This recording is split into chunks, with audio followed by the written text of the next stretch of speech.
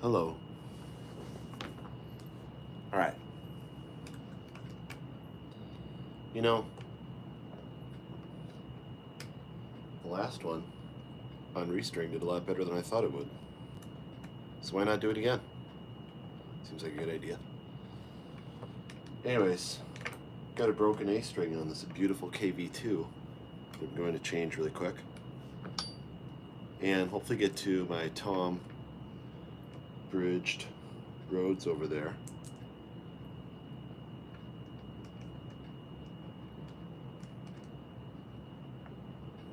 Hello.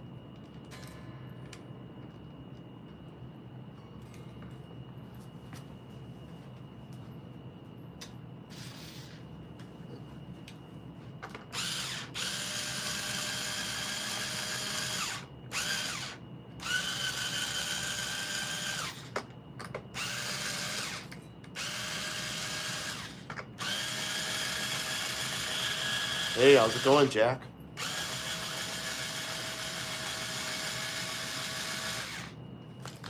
Hey, good to see you, dude. Doing a string change tonight on my KV2 here. Let me know if you got any questions.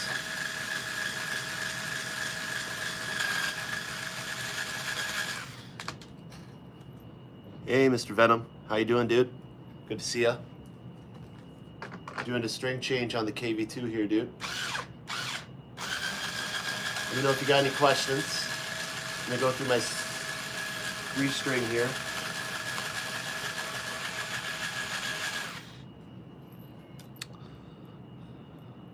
It's going well, you too. Heck yeah, sweet. Yeah, man, let me know if you have any questions. I do these really quick, very efficiently. I don't screw around. I'm doing this like probably 2 or 3 times a week, so I try to do it as quick as I can. As a beginner, I don't know how to change strings. Oh, well, this is for you. All right. You know, you want to block off your trem first. I don't know if you can see the black on black here, but I use this trem block here, but you can use anything. Tongue suppressor works great. Put it right there, that'll block it off, right? You want it to sit on this block here. That little sound you heard is this fine tuner's popping on the block, hollow points. Once that's floating there, start to get these undone. So I've got these all undone.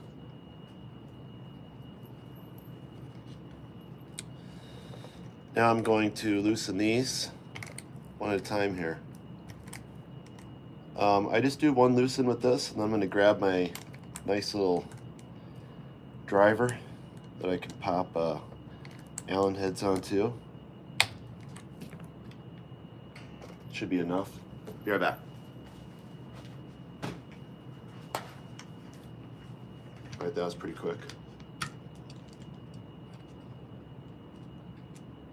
I want to use the 3. What's nice about the hollow points is this can sit right here, and I can turn the screw for the block, the saddle screw, independent of the actual fine-tuning mechanism itself. So a nice little feature with the hollow points for sure. Let me know if you guys have any questions on Floyd Rose setup.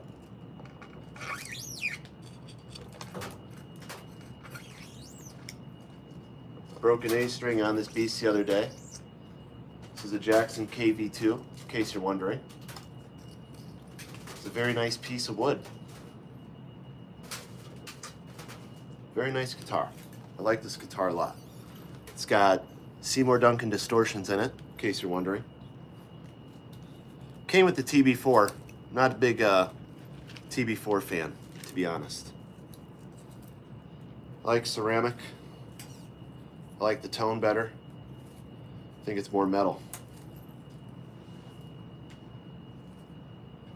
Strings, got tons of them. All right.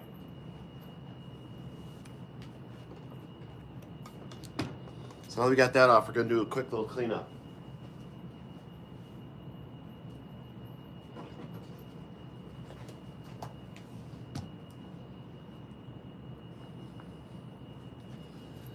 Let me know if you got any questions. Yeah, you like this one, Jack? Thank you, my man. I like this guitar a lot too. Believe it or not, this was, I actually got this 2 years ago. I should say my wife got it for me. She did. She likes to surprise me. It's really nice things sometimes. She's a sweetie. This is one of them. Anyways, this one in particular is a 2023 model. So it's pretty new, straight off the floor. And it plays great, to be honest with you. Plays great. Just cleaning it off quick. It's pretty clean, honestly. I tune all the guitars every couple days.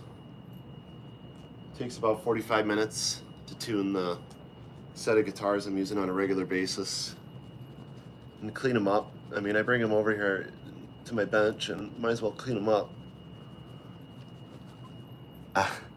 Hey, thanks, man. She is the best wife ever. That's right. That's what every husband should say, though. I mean, ideally, they really should. All right. Here we go. Now, I'll say this, for being fairly new, it's got some good rash there already from playing. You can see that right there. Pretty good wear mark in the clear. And it's got some good chipping going on from my ring. Is this gonna happen?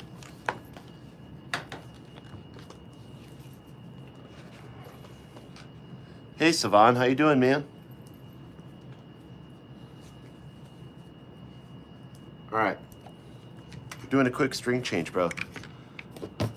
Those are love taps, that's right.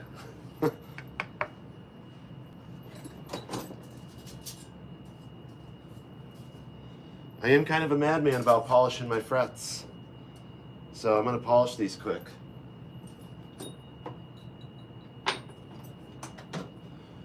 Now, if you're like me, you want to save time. This is how you're going to save time. It's with this guy right here. This is a Music Nomad fret shield or fret guard. I forget what the proper name is, the product name. But this is a great invention.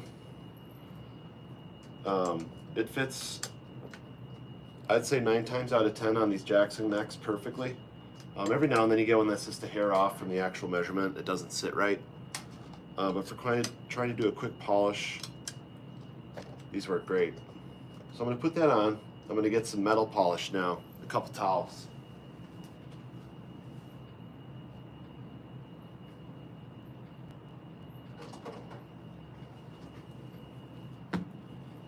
All right.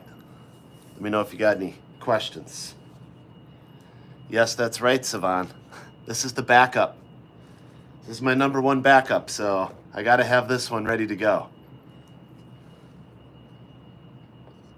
And unfortunately, right before we started streaming last week, I actually came to tune it up. And before I tune them up, I always bend every string for at least, I don't know, I go at least through every dot on every string, just bend it a little bit, at least like a step and a half, just to get the strings a little loose. Then I kind of wave the whammy around a little bit just to get the strings loose. And as I was doing that, I actually broke a string.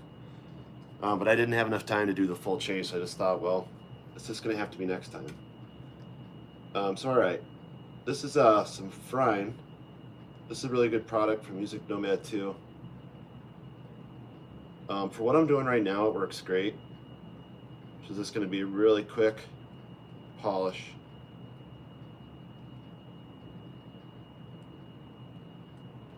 I like to get just a little bit on each fret. That's really all you need. All right, 2-step process here. First step is I'm just going to take this and really quickly rub this all in.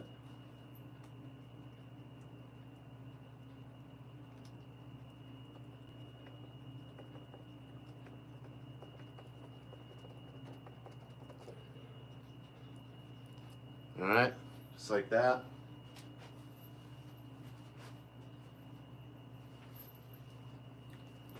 Then we're gonna bust out the polisher.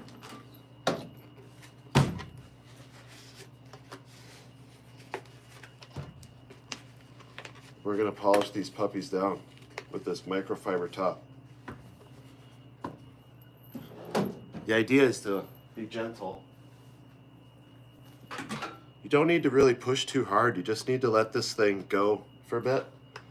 But I do this probably on this guitar. This is getting new strings probably every week to 2 weeks. So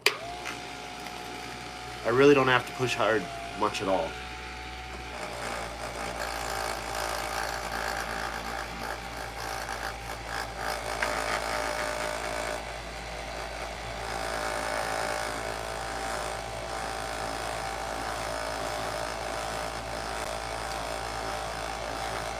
All these mechanical things like this, it applies to brushes, towels, any type of object where you're doing mechanical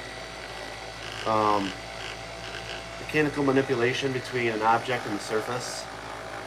You really don't want to push down unless it's intended to, like with a knife or something where you're carving, right? But like when you're trying to polish or brighten or shine, like I'm telling you, just let the towel, the polisher, just, you don't need to push down. Don't need to push down. Just let it glide around like air hockey. Hey Larry Bird, how you doing, dude? Yeah, on this guitar, it's about every 1 to 2 weeks I got to do new strings on it. That's just how much I play and how much I break them. I'd say I get about 12, 20 hours of play out of a typical set, at least on the Floyds.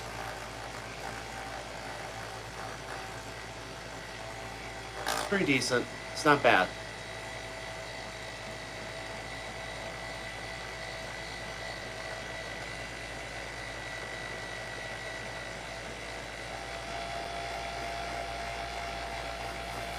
So these are looking really good. Just doing a quick string change here. Let me know if you guys have any questions. Doing a quick string change on this baby.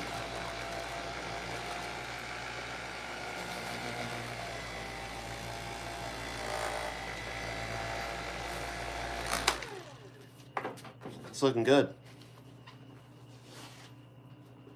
All right.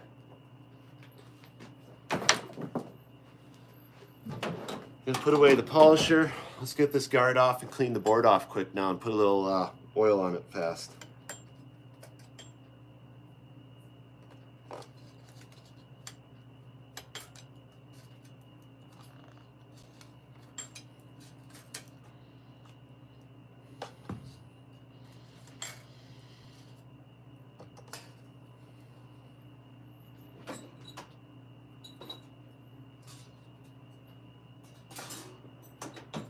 All right. That's exactly why I have this rag here. Not too bad, huh? I don't know if you can see that, but they look pretty good. They look very good. So I just want to get all the excess little dust off. Kind of comes through that little grate just a little bit. This should just brush right off. Sometimes you want to push down just a hair. Just enough to separate it. It's kind of like a clay or a sandy type material almost, or mud you could say. It's kind of got that consistency where even though it's dry, you can kind of rub it off successfully. Just a little bit of grime on the upper frets here.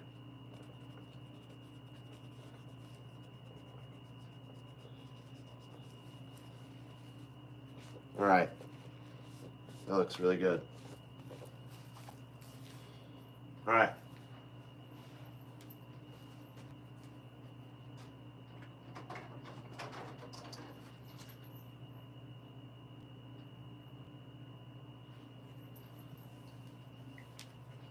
Next step here is we're going to do a little lemon oil on the board. There's all different types of variations of this. I've got this one, I've got the Stumac one, I've got the Diodario version.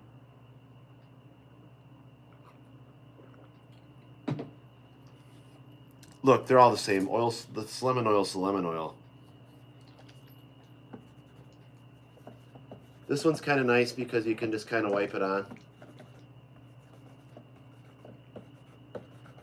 I don't worry too much about putting some excess on there because I'm going to wipe it down anyways.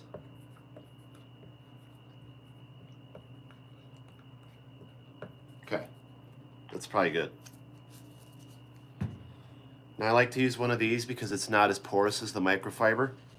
You can really wad it up into this tight little ball like this. It almost becomes more like a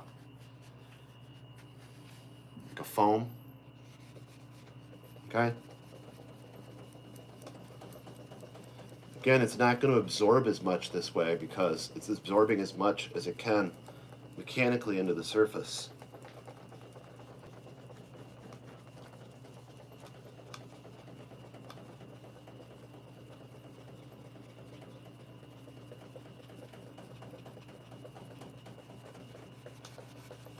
And honestly, that's good enough. All right. We really don't need that anymore anyways. Okay.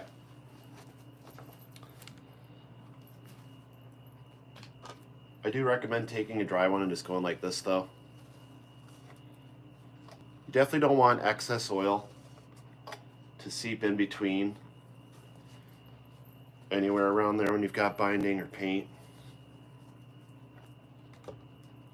Okay.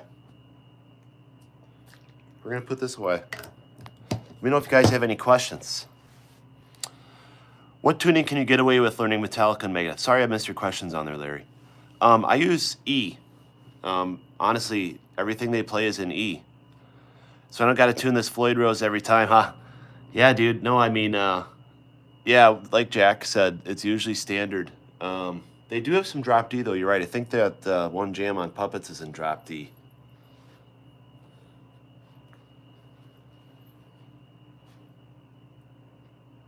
All right, so at this point, I'm not going to worry about lubing up the tuners because I just did it like a week ago. So it's good. The intonation is already set on the Floyd. So it's almost time to put the strings on, honestly. The last thing I want to do is just line up the hollow points. So if you're not familiar with hollow points, they're these cool little adapters that I have on the bridge here. And what they do is they allow you to adjust the saddles independently of the, well, not independently, but with a little bit more freedom because you don't have to worry about this popping out and going flying away, I guess.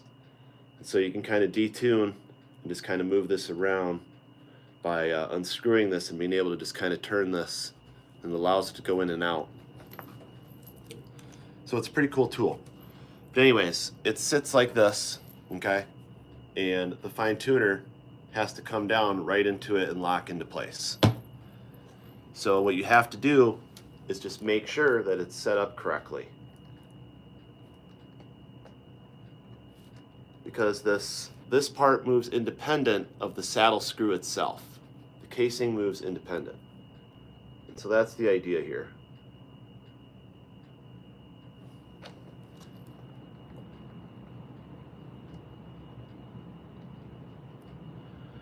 And so once you get one lined up, you can use it as a guide for all of them.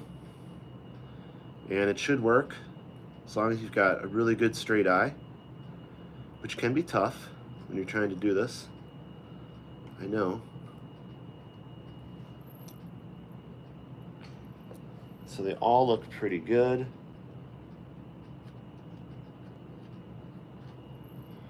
So that guy right there.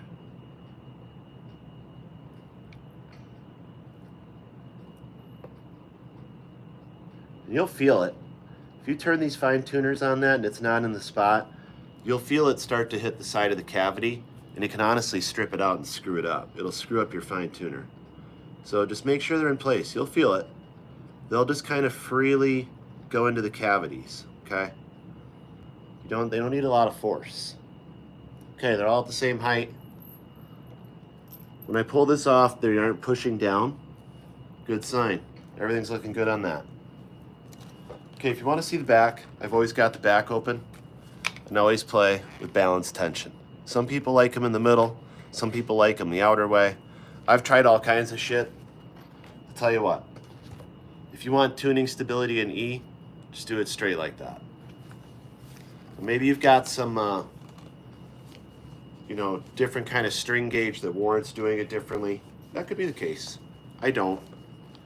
I've just got XL120s, which I'm about to throw on this right now. So let me grab those.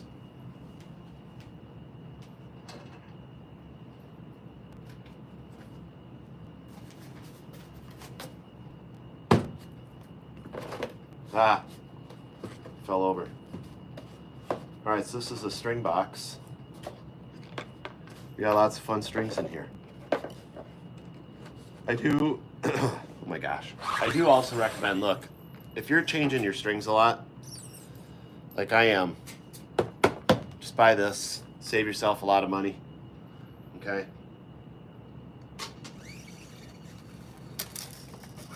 I've gone through 2 of these since the start of 23. It's a lot of string changes. So I'm also, you know, another thing I do that's pretty unique is I'm pulling the ball through the tuner. So, see, if you do that, what you want to achieve here is tuning stability with the string itself on the Floyd Rose. The Floyd Rose is very hard to tune if it goes beyond a step or 2 out of tune.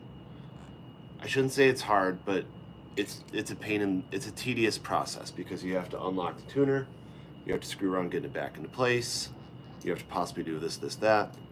And so by having this in here and pulling it through, you can really get the strings to a better stretched out state and also allow the fine tuners to work that little bit of distance that they need to go.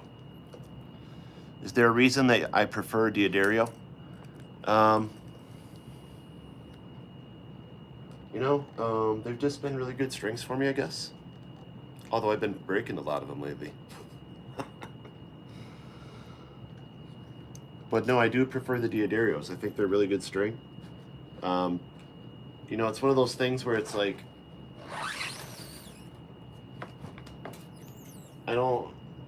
when I find something that works really well and it works good, I tend to stick with it. Hey, my friend there. I'm really sorry. I have no idea what you have said there.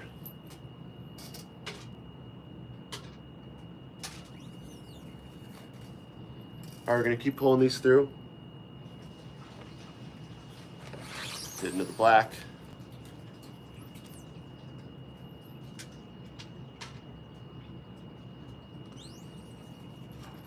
Let me know if you guys have any questions, though. Any questions on the Floyd Rose string change here?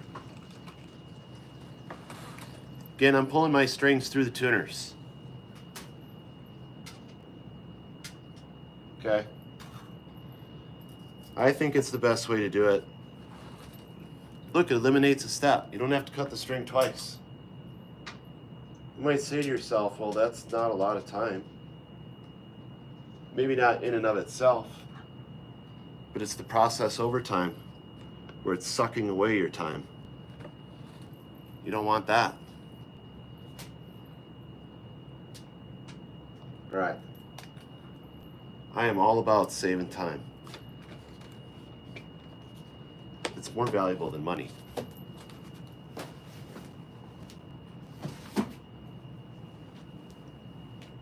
All right, look, we got these strings in. Just water tonight, guys.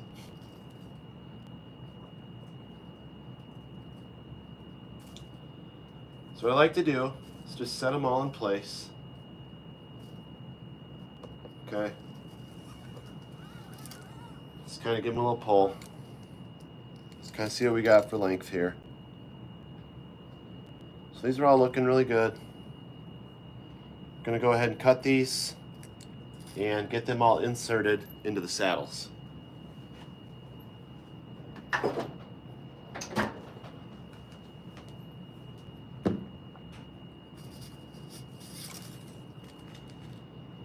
Start with the E string, of course. What I'm going to do is I'm going to cut it right on top of the fine tuner. Okay? You want to cut that right on top of the fine tuner after you pull your ball end through the tuner. The other tuner. There's too many tuners going on. Okay? Undo the block, pop that in.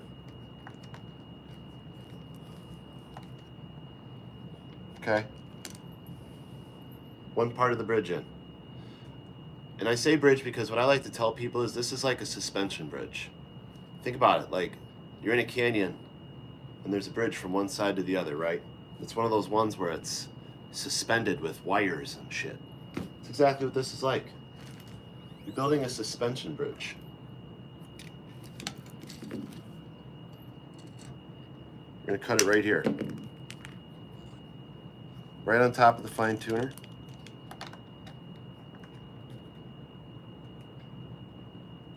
Pop that in. Hand tight. We're not doing a full tighten yet. We're gonna get them all on. D string. Let's cut this right on top of that fine tuner again. Back out the block. Double check the depth. Put her in. G string. My favorite string. We'll cut this one. Undo the blocker here.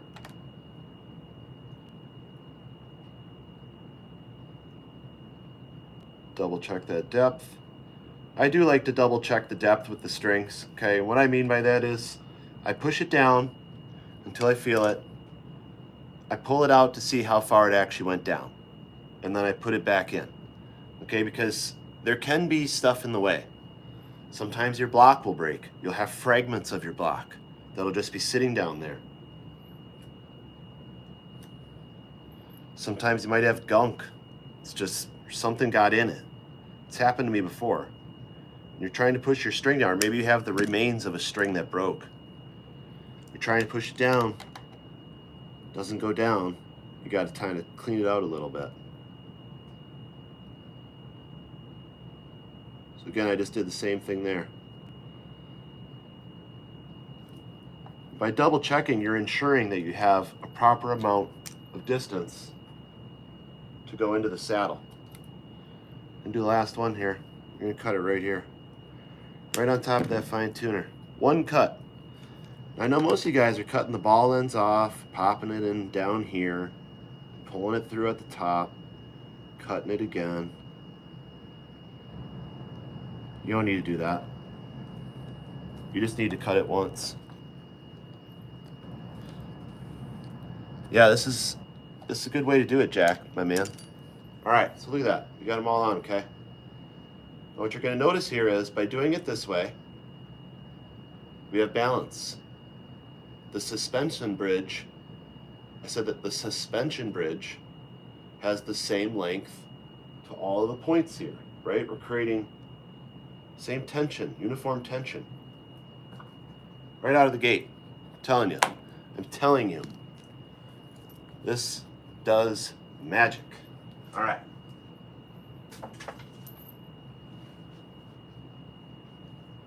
Now what we want to do in this step, we've got this really cool stuff called Tune It. And I've got a couple different other variations of this. Another Music Nomad one. They make good stuff. Oops, need my little applicator.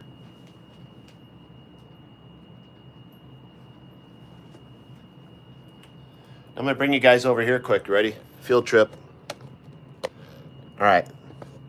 Right here on the nut. I'm actually gonna pull these all off quick and put some of this right there. That's great.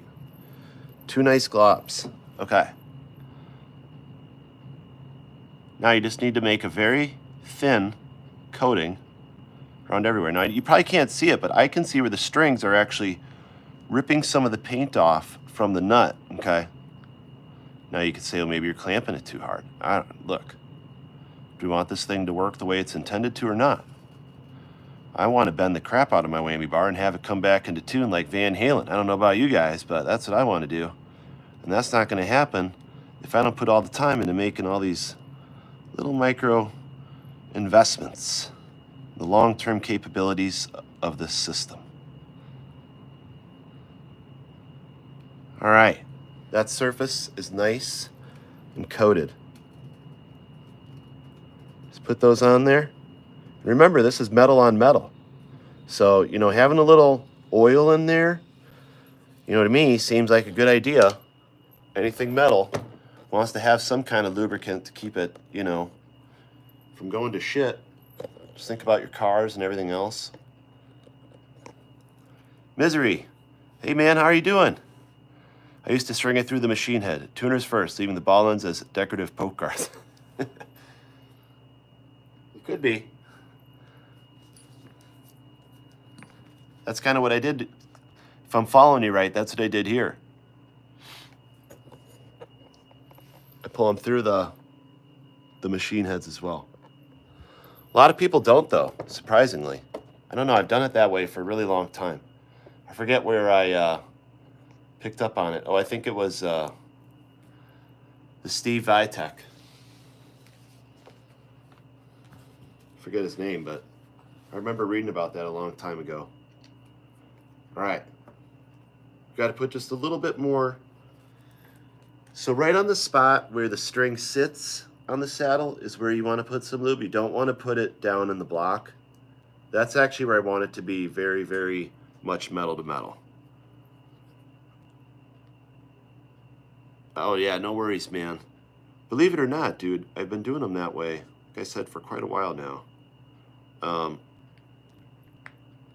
Sometimes I would pull it past the coil so that they kind of stuck up like this. You'd see a line of them sticking up, but Oh yeah, see, that's what I used to do exactly. Yeah. And then I don't know. I got in the habit of just doing the whole thing. Screw it. So we're just going to put a little bit right on the saddle rest here. Don't want to go too crazy on this part, okay?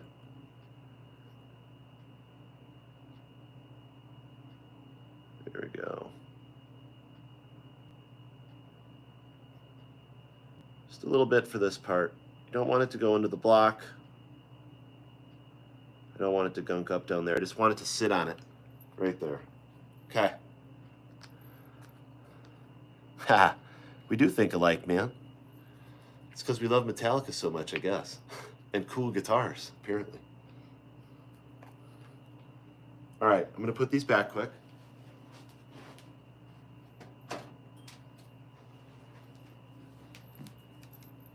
Put away these, don't need them.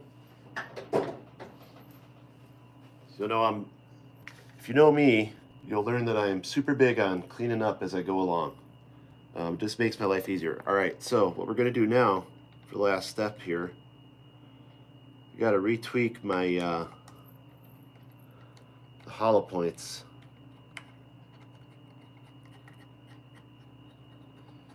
They do move independent of the saddle screws. Sometimes they like to go a little crazy and go moving on their own. So I want to just bring them back a hair. Now I'm going to do my final tighten on the saddle screws themselves. Guitars rule, man. Yes, they do.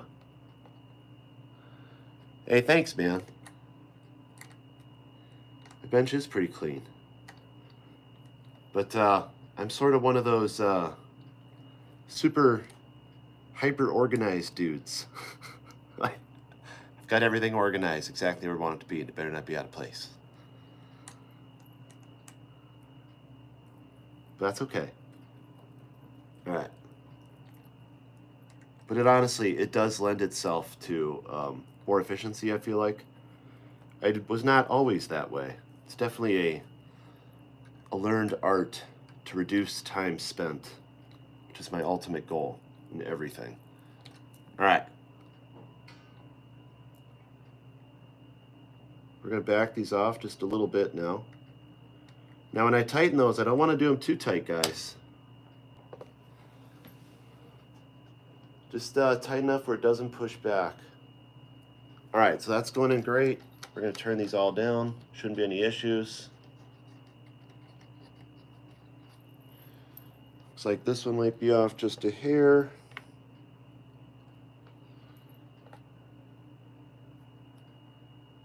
Yep, there it is.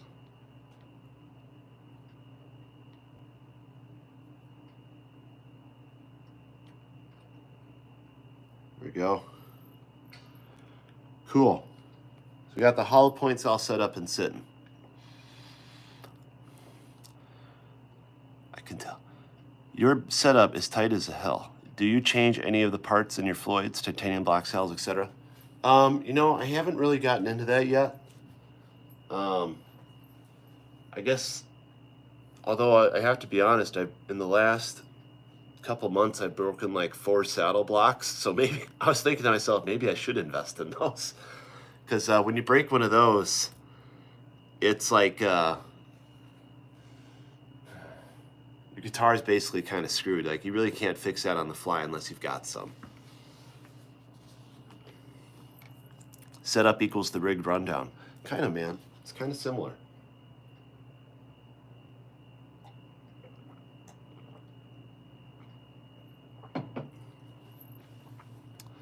Need spares.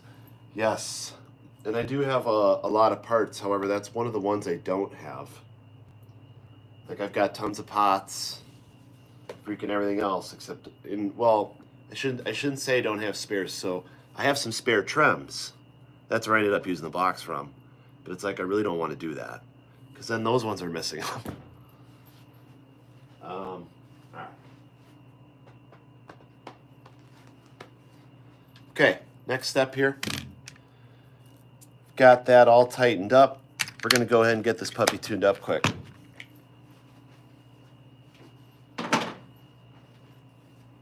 Put away a couple things here.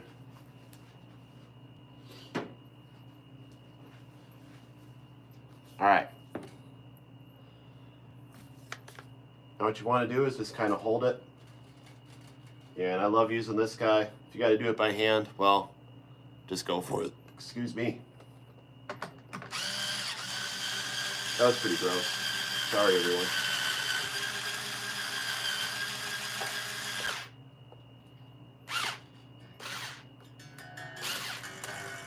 I just want it loose. I don't want them super tight yet. I do try to pull the ball horizontally so that the ball is facing upward. Allows you to get the string under it just a little bit easier.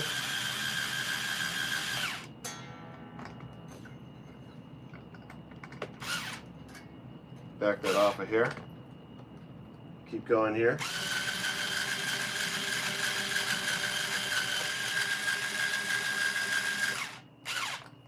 This one I got a little, even though I bopped it, it's coming up a little.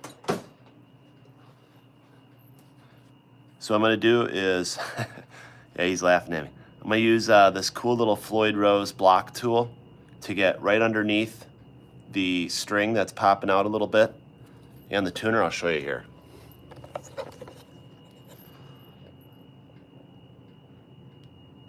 I don't know if you see that, but it's basically popping up a little bit from the ball, right? So what we're gonna do is,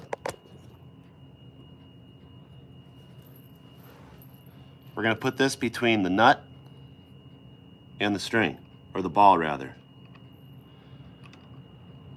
Not the wood. Okay, and all you gotta do is just give it a little turn, and you'll see it naturally coil.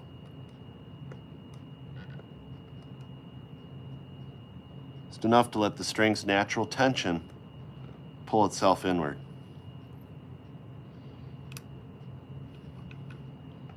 Again, just be very, very gentle. If you gotta turn it a little, just turn it a little to get it in the right spot. It's not a big deal.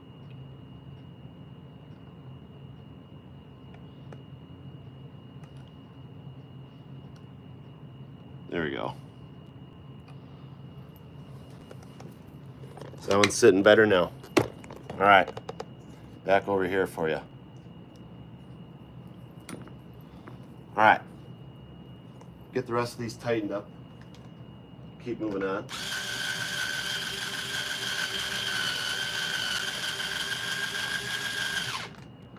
Got another one doing it.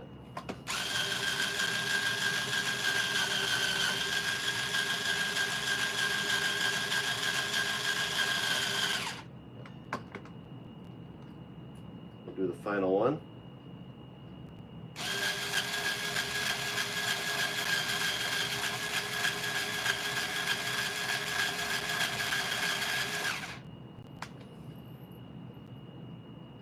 All right.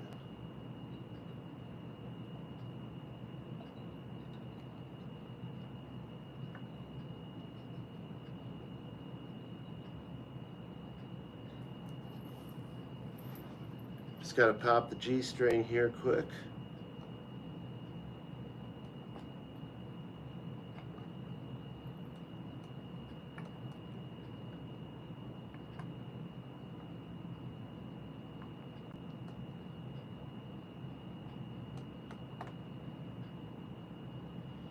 There we go.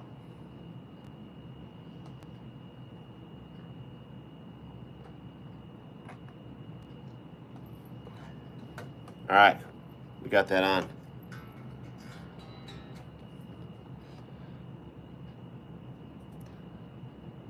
By the way, I meant to mention your choice of pick is super heavy. I've used those as well. I'm a green Tordex dude. Nice. Pop the G string quick. That's what she said. That's right. Yeah, I use this guy right here. 3mm, big stubby. Works great. Great guitar pick. All right, gonna get the tuner hooked up.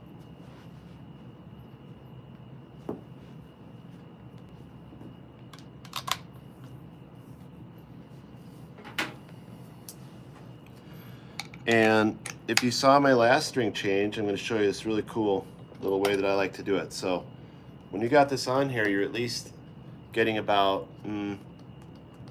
2 steps or so of gain, or reduction rather, in tone, or reduction in the, whatever you want to call it, the tone itself. And so what I want to do is not get these up to E, but I want to get them a little bit down from that, right? So for this purpose, I'm going to go to like around like a C sharp, which is about right there. Now, if we think relative to E, we have to do that with the A. So we want to go down to like an F sharp.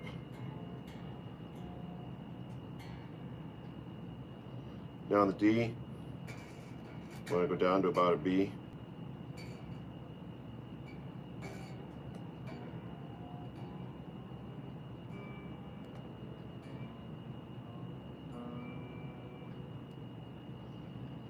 Same thing with the G string. Go to E, or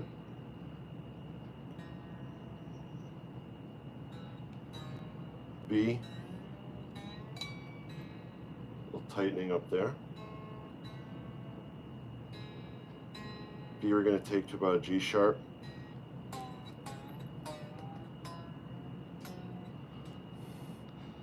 Speaking of which, where's wifey tonight? She could assist like an operating theater. She's sleeping.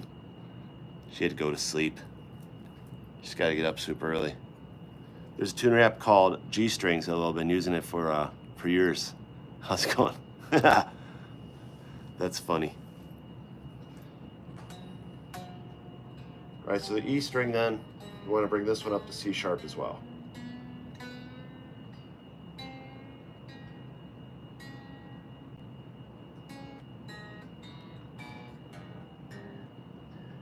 It's nice to have a very out of tune guitar.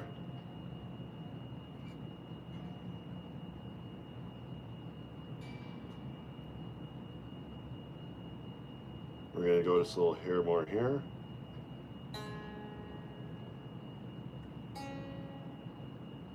All right, so we're about step and a half, 2 steps down. Okay. Now, I'm going to put the lockers on. I'm not going to tighten them. I'm just setting them on here. And that's because I want them to be in place at this point. They do help keep the strings down where they're going to sit when you finally lock it. Okay, so you can hold your strings down here with your fingers, and then basically just get these down to where they're just sitting there, okay? Not tight, just sitting there. You want to be able to still tune the string while this is on. So hold these down, just gently turn it, don't tighten it. Just get it down as far as it'll go without being tight, where you know you'll be able to pull it a little, okay? Way out of tune, right? Half a foot of snow, damn. How often do I do a complete restring? Every time I break a string, I do a complete restring. I have to. Just the stability will be off. That one will throw the tension off the whole system, honestly.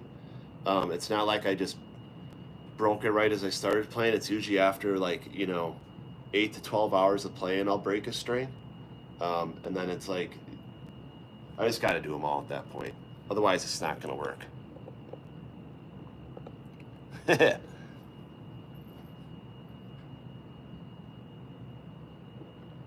All right. So we got it detuned about 2 steps down. We're going to pop this off, and it's going to get pretty close to being in tune now. So we got the E is at F. So bring that down just a little bit. A is right on the money pretty much. D is just a little flat. Bring that up. G is just a hair sharp. B is just a hair flat. And our E is a full step down. Might have had that one too low.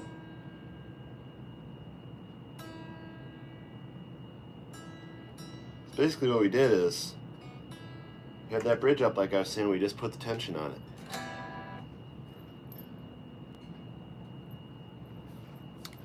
And now the goal, one of the biggest goals, let me just turn the camera around for you guys here, is to have that puppy be flat.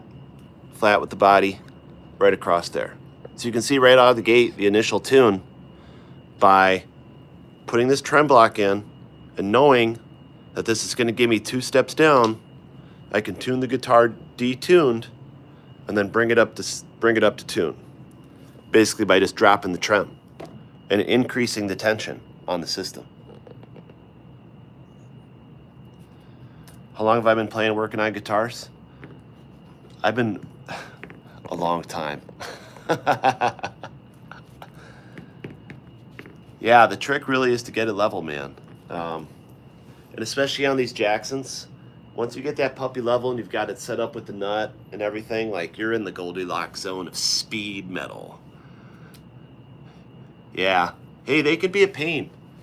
I've been there, man. But now, I conquered that. I conquered the Floyd Rose. No more. I know the pain though, dude. I told the story last time, but when I got my first Floyd Rose, I had no idea what I was getting into. And I detuned it. I took these off, and then I started to cut the strings here because I didn't even realize they were supposed to, like, come out the back. I just thought it was gonna, like, come out somehow or something, and I'm just watching the trem slowly just like doop, doop, doop. And it's like, what is going on? What the hell is going on with this thing? And all of a sudden, this thing's like scooped all the way down in there, and I'm just like, oh my gosh, what have I done? All right, so we've got this actually pretty close to being in tune.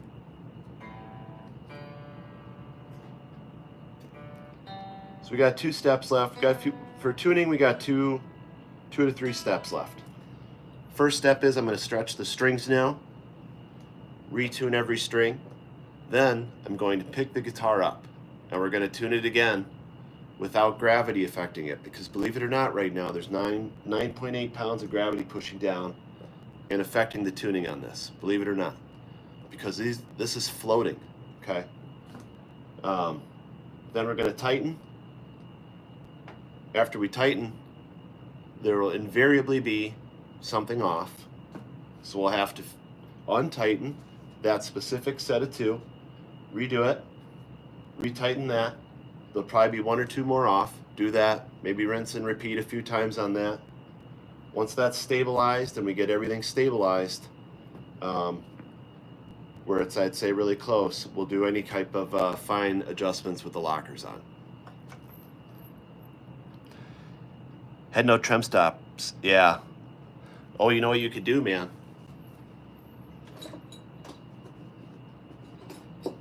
This is what I always used. I still use if more than 1 breaks. I just bust out one of these tongue suppressors. You can just set it right there, works pretty good. All right. Now to stretch, everybody's got a different way to do it. I do have the string stretcher. I hate it. I don't like using it. I don't think it actually works as good as everyone says it does, but that's just me. Anyways, I like to really grab these puppies and just give them a nice firm little push down and pull up at the same time, kind of creating like a cross tension like this in the spot. So I went down to D sharp. I would expect more to come out of that, honestly, but it did tune up to F. So you have to remember that it gets a little bit of a stretch from that. I'll do a little more up here. Let's make sure my coil's good. Okay, do the A. This is a very important step, especially for the Floyd Rose, because you don't want to have to undo the lockers. You know, the goal is to use the fine tuners once you get this set up. That is the goal. If you have to undo your lockers, well, it usually means you've either played a ton, you just got to do it because you've played so much, or that you didn't set it up right. Typically, what I mean by that is you didn't stretch your strings. All right, so we're going to keep going around the D. So every time I'm losing about a half step to a step, it's pretty typical. Now, if you've got some tuners that aren't very good, now these ones are brand new, so they're holding great, but sometimes your tuners will go backwards, okay? And you'll just keep pulling and pulling and pulling. You'll be like, what the hell's going on? So you do want to watch for that. I've had that happen on some guitars that have come through. Again, just kind of push down and pull up at the same time.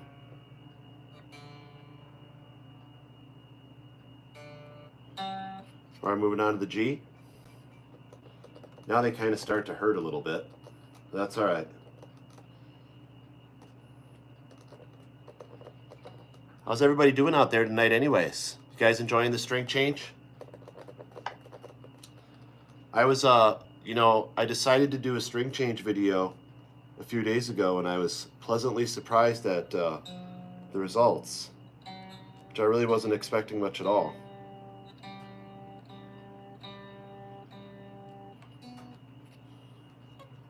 So I'm going to keep doing them. If you guys want to talk about guitar repairs, yeah, man.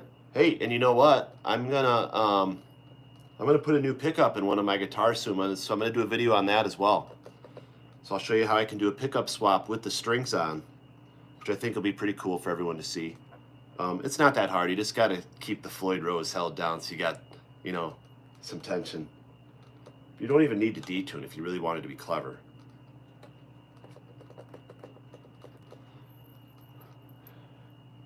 Ever try one of those string stretcher devices? Yes. So I was just talking about that earlier. I don't like it. I have 2 of them. I think they're super annoying. They just melt on me, and I think like they get the strings so hot that you get the illusion of string stretching, and then your string actually kind of comes back because it cools down, and it's like I don't know. I don't know. Maybe I'm doing it wrong, but yeah, I think it'll be cool. Hey Todix, how are you doing, man? All right, so we're gonna get that B up now.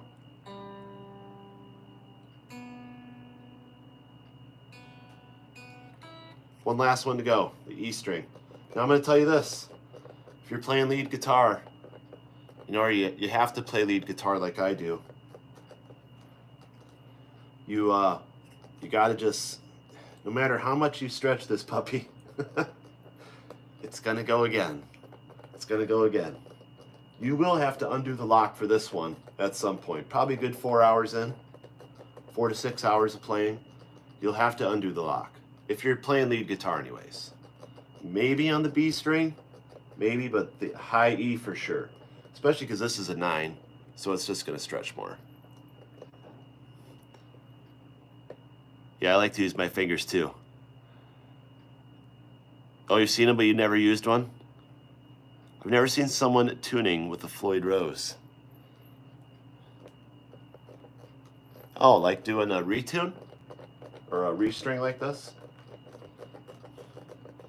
Yeah, it's a process, that's for sure. But if you follow the process, at least the one I have, it works really well. And you know, there's all kinds of processes out there. But I try to be comprehensive and just make the guitar function as best it can. Alright, so we got this back to a good state. Now we're going to pick it up and we got to do the final tune.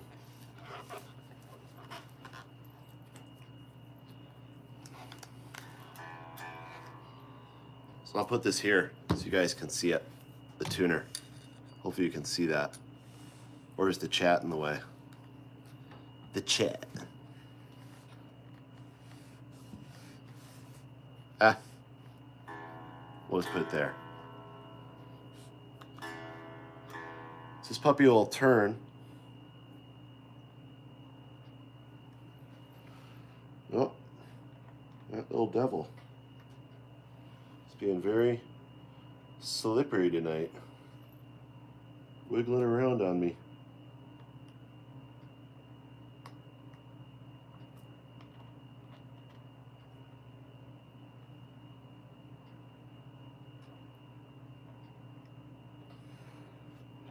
All right, so we got the E almost there, looking good there. Bring A up. Look good. D. Let's do G. B. E.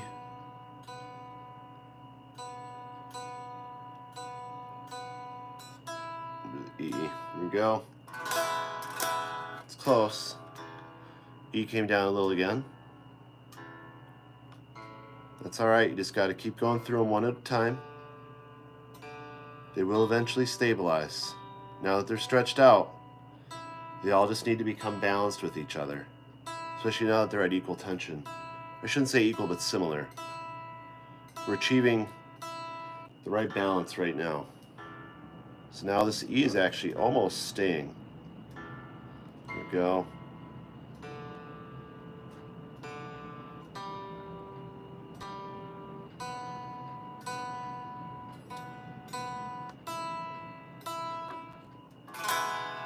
Sounding better.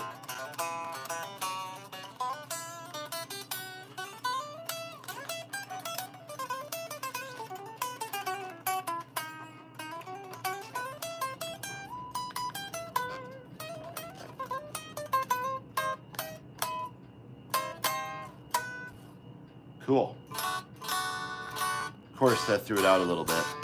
Ah. Yeah, it's a strobo. Yep. Yeah, I got it on sale for 90 bucks. It's normally like 150. I'm telling you, man, you gotta watch for the gear sales. That's where it's at. All right.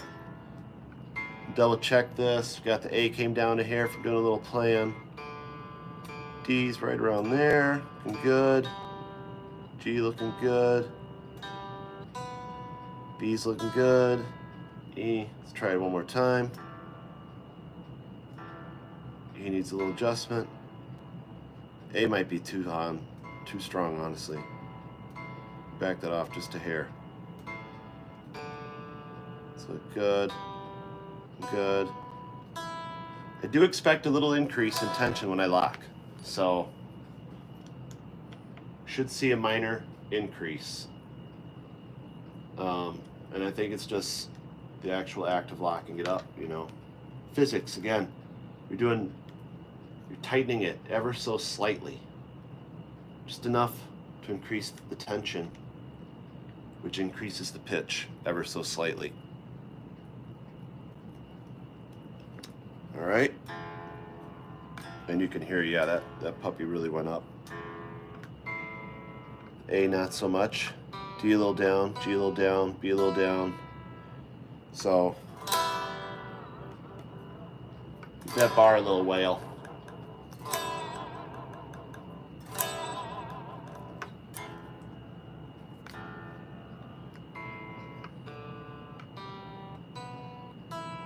Okay, so you got to undo everything. They're all a little off. This is normal. Quarter turn, quarter to half turn. Keep it down as much as you can so that it'll turn. This is part of the reason that I put that lube on there. Allows it to glide, allows it to get through nice in this time right now. Put my bar down. There we go.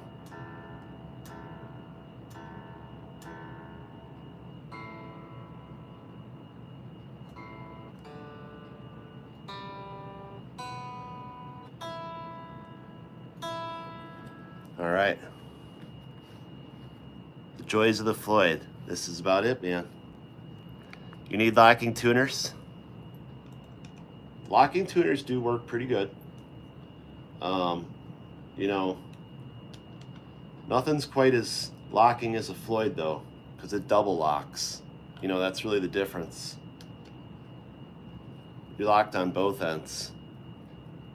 Now you could make the argument maybe that happens with the ball end, but all right, so we got nice E, got almost A, nice D, almost G, nice B, nice E. So yeah, the ace just needs a hair of fine tuning. D's good. D just needs a hair of fine tuning as well, just a hair.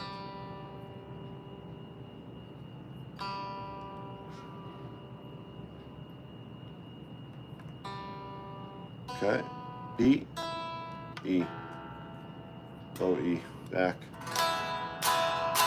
Here we go. What do you think? Oops, she sounds a little weird. Let's see. We get these up just a little more.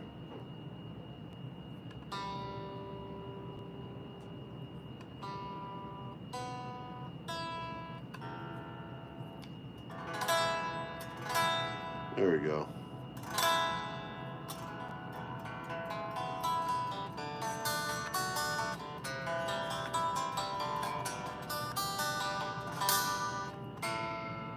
It might be a little hair off yet. Let's give it a little vibration action.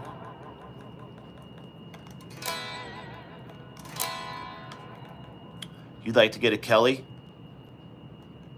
Yeah, man. Kellys are sick.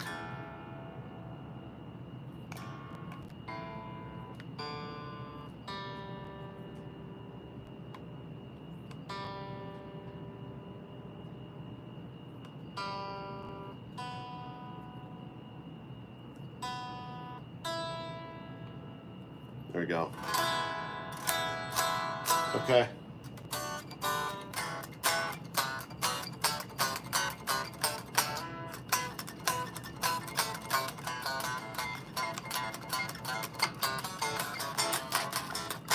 Sounds good.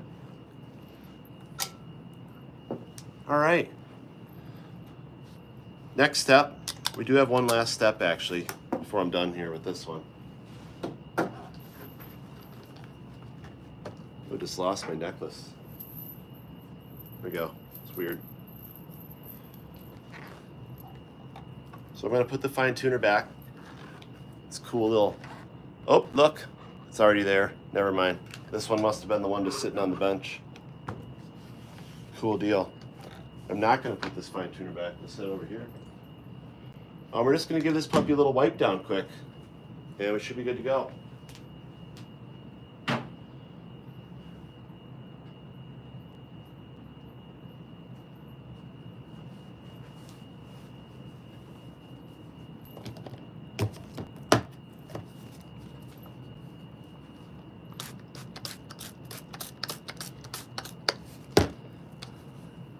You got some V's for sale, Misery?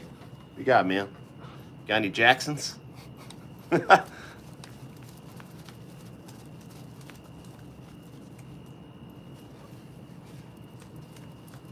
This puppy a nice wipe down quick.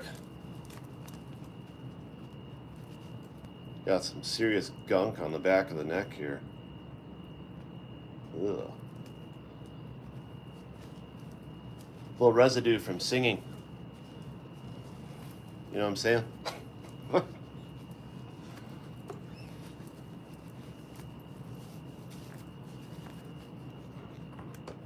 All right. Now, as I like to tell people, you don't need to push down with these cloths. Just let them glide on. No need to push down. Let's get a little cleaner on it. Let it do its thing.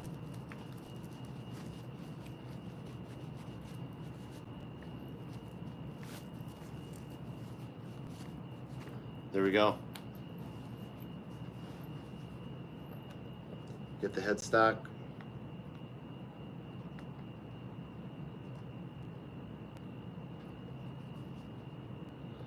And yep, I do like to get in between every string.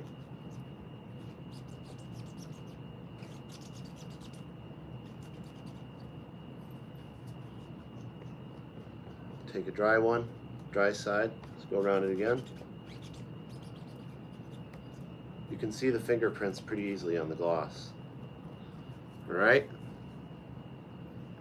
Get your tuners. If all goes according to plan, you won't be touching those for a while, so you might as well make them look nice and shiny. Very gently. Don't want to turn them. Don't want to turn those. All right.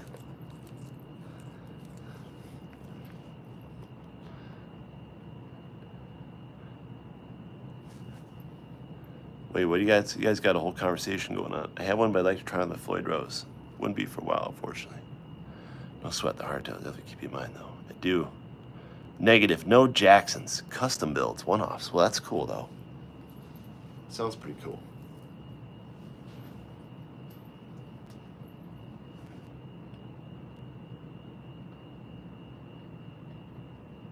All right, so this puppy's done. Got the strings changed on it. Looks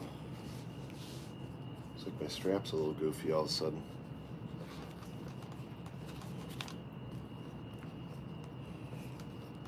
Coil that way. Always get this wrong. Damn thing. There we go. There we go. All right. Yeah, thanks, man. Not too bad, relatively painless, I agree. You know, look, it takes about an hour, honestly. I can get it done probably a little bit sooner. It's not the full setup. The intonation should be good, I'm not worried about it. It was set before. Truss should be good. I haven't really moved it out of this environment. I'm not too worried about that. Feels really good, so. Other than a wax and some of the additional things like electrical inspection, I might do that sometimes, but I don't really need to do that on this. I'm not worried about it on this one. Everything's working good and I know it is, so. But yeah, it went pretty good. Well look, we're at 70 minutes here. I've got another one to do. Should we keep going? Yeah, I should just keep going. You check my little workbench over here quick.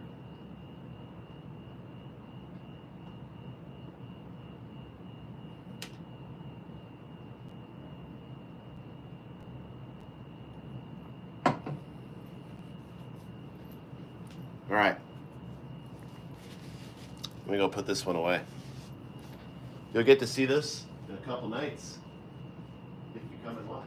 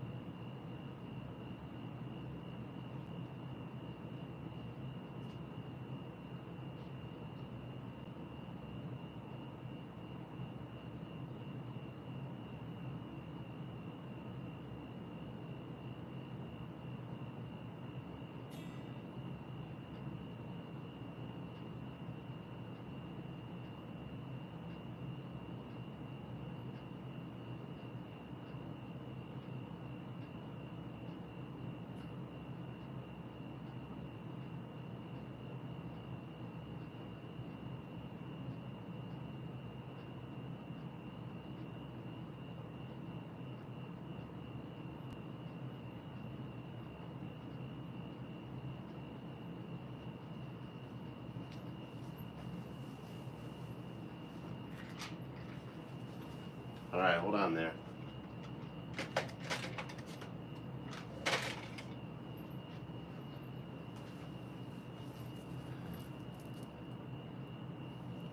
Yeah, thanks, dude.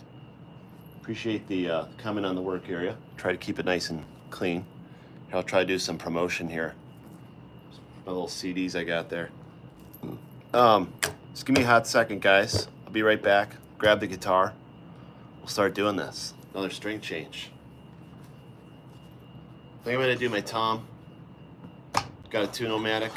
I do have 2 more Floyds to do. I don't know if I really want to do 2 more hours of Floyds though. But I've got a tune-o-matic I might do quick. We'll see, but just give me a hot second, guys. We'll be right back.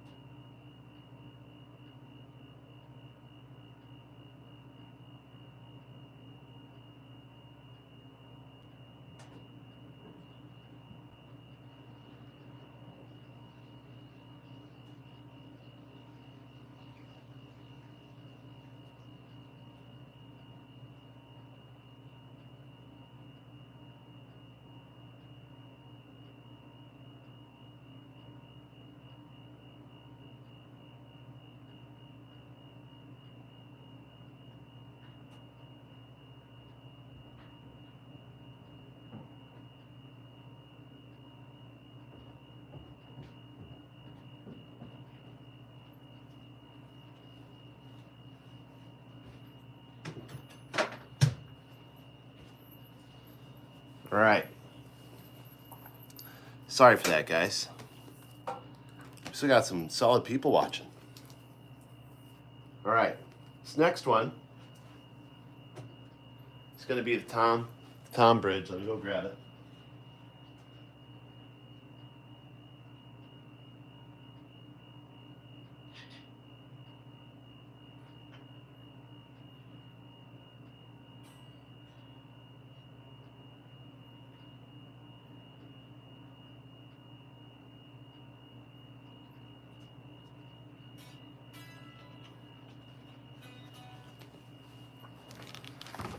All right, got the JS32 Natural Rhoads. It's a pretty cool axe. Let's take a peek at it quick. All right, so on this one, it's got the tune-o-matic. This is a Graph Tech tune-o-matic I bought for it.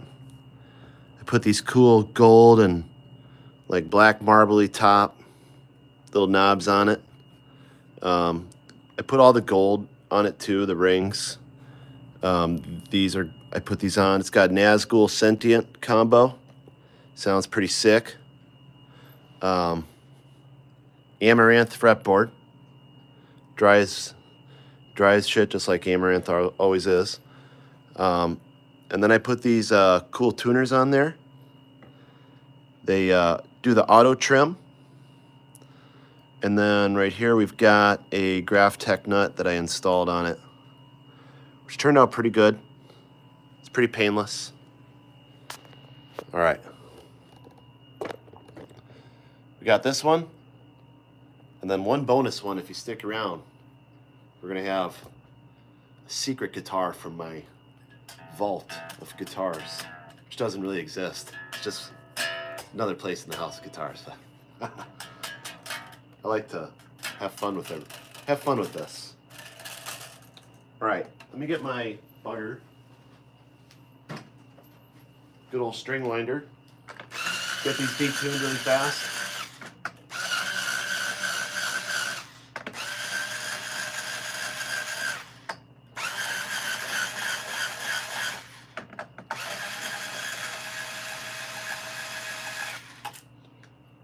Okay, these all straight. These got locks on the bottom, so they're all gonna come popping out. Hey Chance, 7 Sweat. How's it going, dude?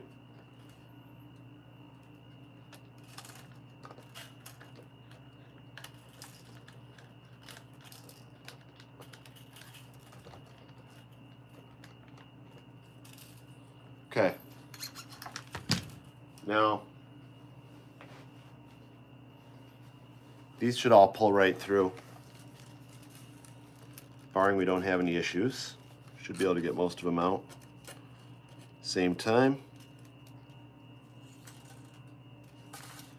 Every now and then they like to get stuck. Doesn't seem to be the case this time, which is nice. And get those.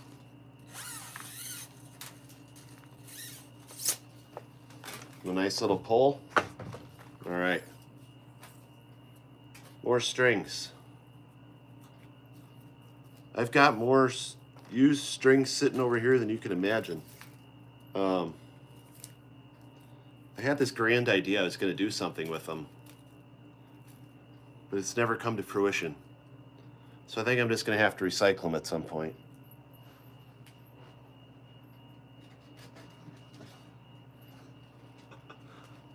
But yeah, I got a lot of them sitting around at this point. All right.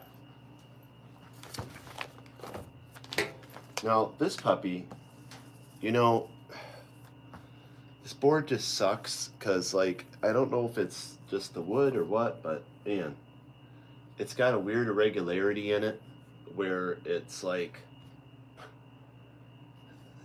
a different cut of grain or something. Look, it's the cheapest Jackson you can get at 80 bucks. So, or I'm sorry, this is like 200 bucks. Sell them to a knife maker. Yeah, it's a good idea. It's a good idea, man. This one is like 250 bucks. I got it for 80 because I traded in speakers at the same time. I am looking to sell this though. So if I do though, I've got to take everything out.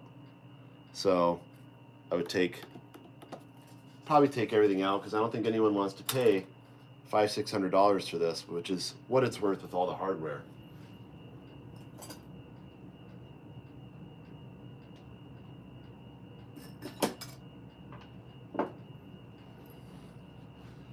But if you're like me, 80 bucks, yeah.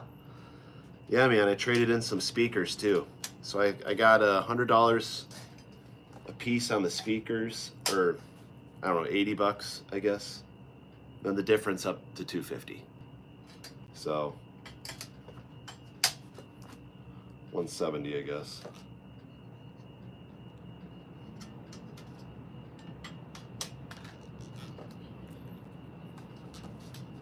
All right.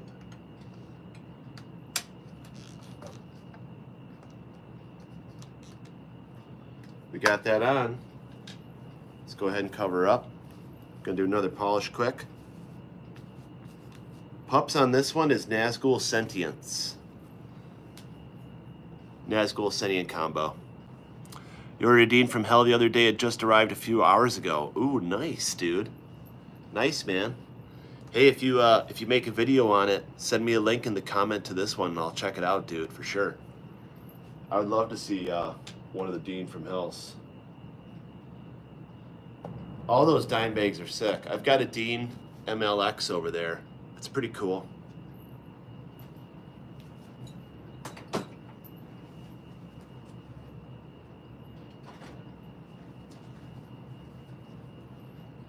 All right, we're gonna really quickly get these puppies ready to polish. So now this is one of the ones, now look, now here's a great example, okay? This is the cheapest Jackson because here's a great example. The fretboard is not exactly 25.5 inches. And you can tell why, because this doesn't fit on nice. My USA made Jackson that I just did, this thing fits on it perfectly. Everything is lined up perfectly. But this is made on a machine, and so it's got irregularities. This is one of them. It's probably why it's got a little bit of a tuning issue going on, if I had to guess.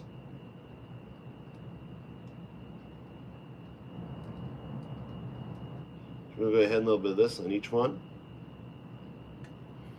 And let's see, I'm going to go about right there. Because to be honest, I can only do about half this at a time. Grab the polisher.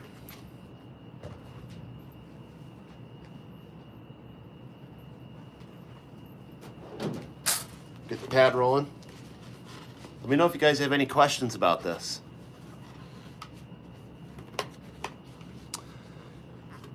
Yeah, do it. I'd love to see it. Yeah, it is weird, man, but you got to remember it's made on a machine, which requires someone to be watching it. Getting ahead of myself here. I actually want to buffer this in a little bit before I start hitting it with this, or is this going to go flying everywhere?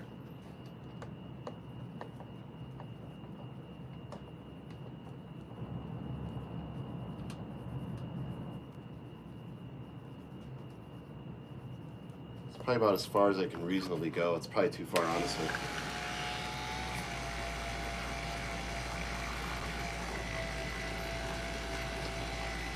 This will go pretty quick. Again, you don't need to push this down. Just let it float on here. It's mechanical action that occurs between the surface of this and the frets. You don't need to push down. This naturally does it with the material. It's the same thing with the paint. You don't need to push down with those cloths. Now if you're trying to do like a compound, that's a different story. Okay? But for this is a polish.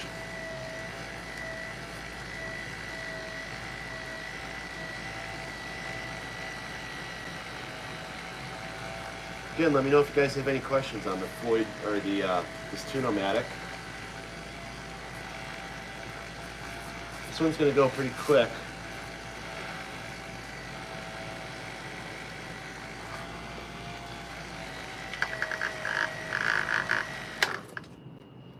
Alright, we're going to move that over now because it's catching on itself. So we're going to slide it down to the upper half of the board now. And now we'll do this half.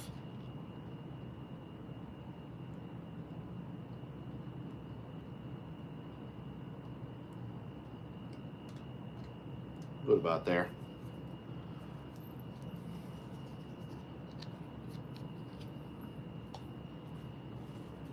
Use the same rag. Buffer this in. Again, we just don't want it to splatter because then it's going to make a mess. Get rid of that rag, start this up again.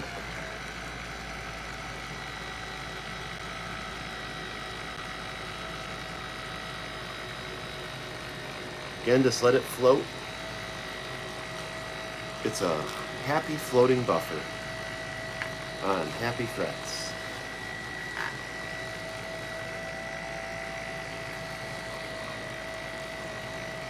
How's everybody doing out there tonight anyways? Everybody having a good night? Good Wednesday night?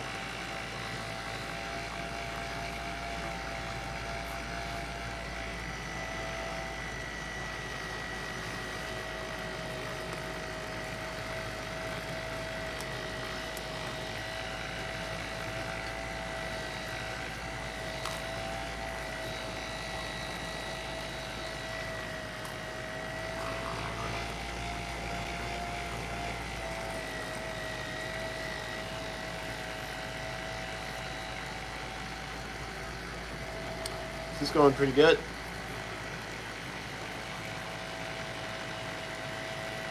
They all float down here.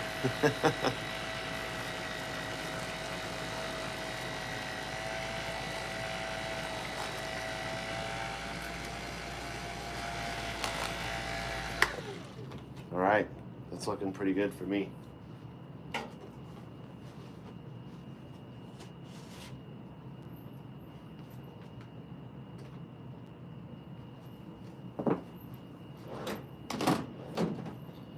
Go ahead and take this panel off.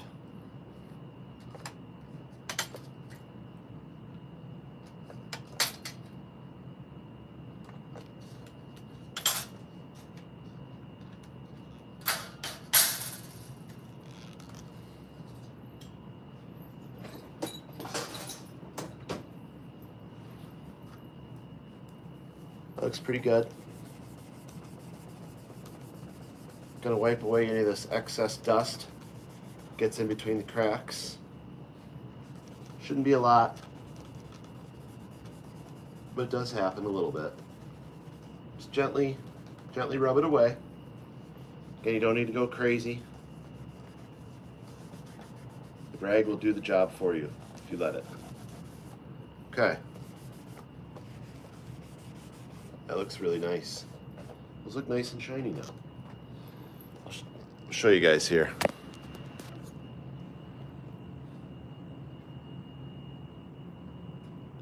Not bad.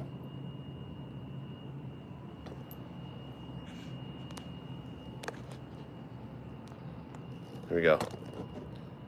All right.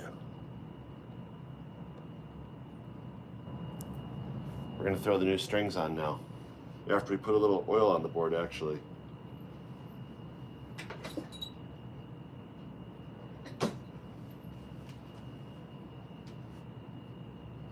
All right. We get some lemon. Give this puppy a nice little oiling. Don't worry about a little excess. I'm going to rub it out.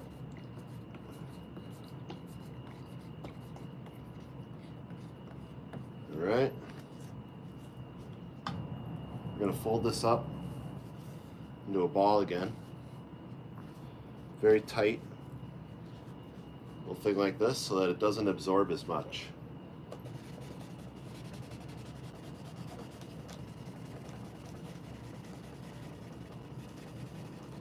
I'm just going to rub that in right on the edge of it.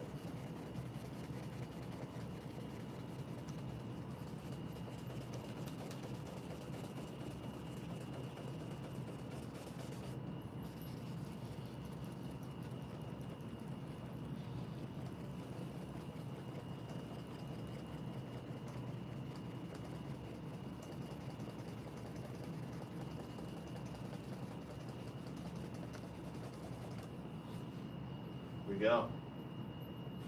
Grab a new one. Want to make sure you wipe off the back. After you do that, do not want oil to seep down onto the neck. It's on the back of the neck. It can happen. It can happen. Okay. It's looking really good. You know, because this one has the natural finish with the matte top, there's not really a ton of cleaning ever really needs to happen to it. Give her a little wipe down quick.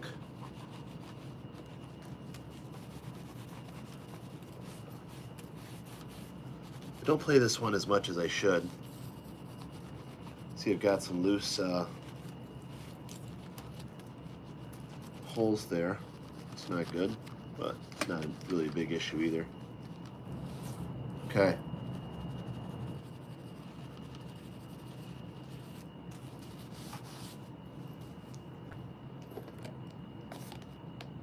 I'm glad you like this one, Jack. It's not bad. It's decent. I don't mind it. I don't play it a lot. The wood could be better, but it is what it is for this. This one you can push down on because it's the wood. It does not have a clear coat, so I don't mind pushing down on this. You're not going to hurt it. Get the top of that pickup ring. Make all those shiny parts nice and shiny. All right.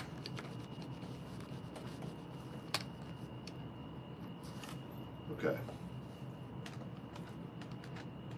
Keep that out at the top there. We can put the frine and the lemon oil back. We're not going to need the cleaner either.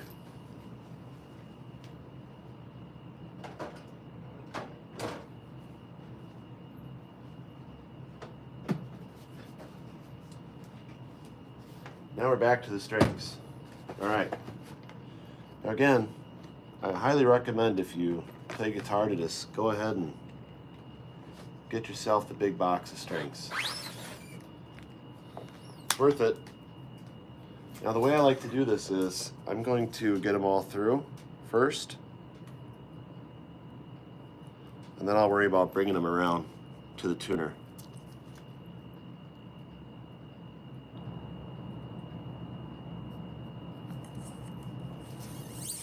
So we're just going to pull that through, go for the red.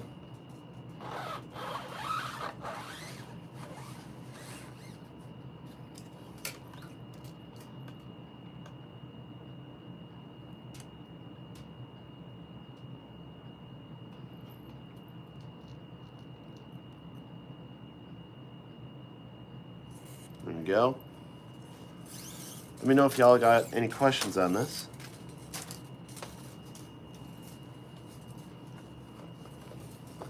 Let's set this down to grab the black one. Where is it? There we go. If you do buy one of these, I do recommend you put your hand over them when you pull them out one at a time. Otherwise, a lot of them tend to run out together, and that's really obnoxious, to say the least. All right. Get the green on.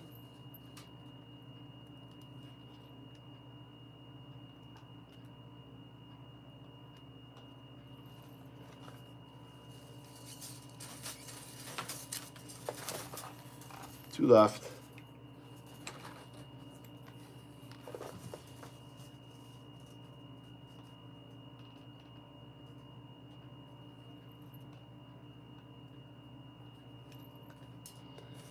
Comes the B.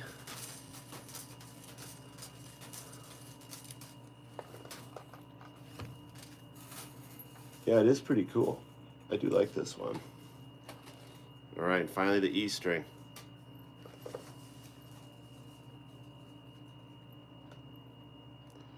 Now, if you guys stick around, I'm gonna do one last string change. I think I got time to do it. I do have to get up and work tomorrow, so I don't want to be up too late. All right, we got those all in. Let's close these up, put this back. All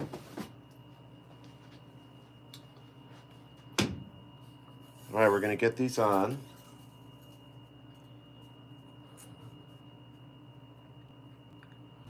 And pull these through. Now, what's really nice about this Graphtec stuff is that it's a really nice, smooth surface. So I've never worried too much about lubing up the Tune-O-Matic, and I've never had any issues with it. It's worked very well. has not screwed up on me. So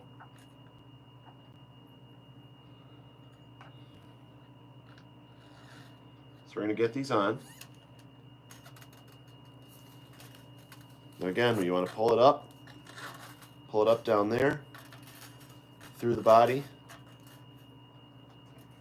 line it up on the bridge and on the nut, pull it tight. Then we want to tune this, or not tune it, but tighten up the bottom. Okay, we're just going to leave it like that for now. A little out of tune, it's fine. Got a few more to do. Make sure they're not coming out. Go ahead and do this one. Got to undo the lock. My bad.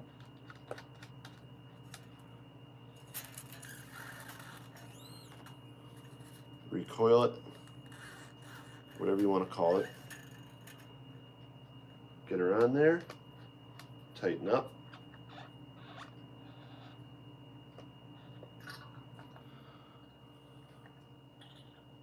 Get those out of the way a little bit if you want.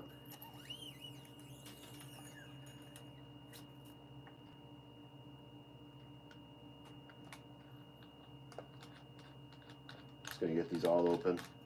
Keep having to reopen the locks. There we go. Pull that through. Tighten up on the bottom.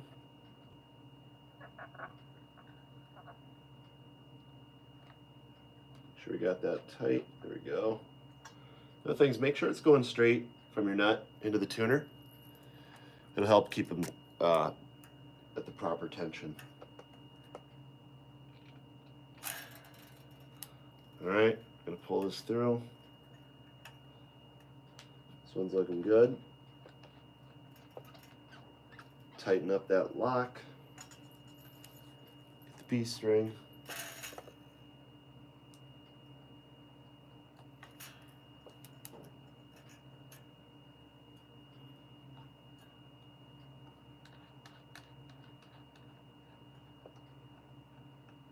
All right, we got one left.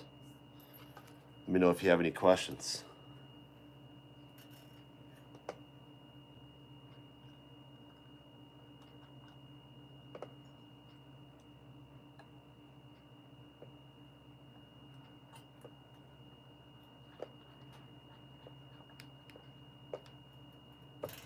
There we go.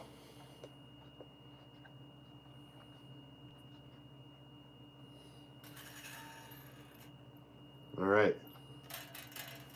Get out the tuner.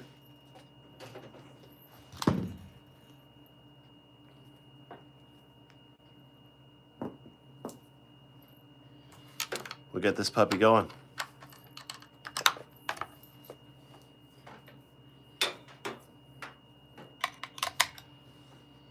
All right.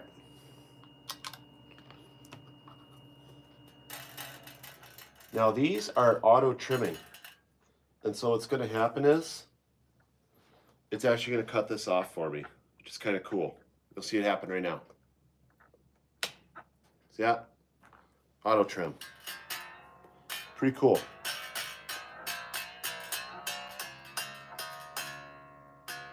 Again, I'm going to bring this up to about a C sharp just to start the process.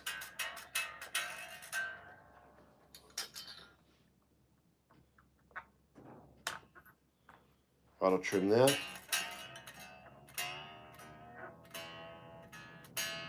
So A we can bring to right around F. So I know you're probably wondering why I'm doing that. Even though it's not a Floyd, it is a bolt-on, and I do think that the bolt-ons need to just have good balance as well. So D we could bring to about a B.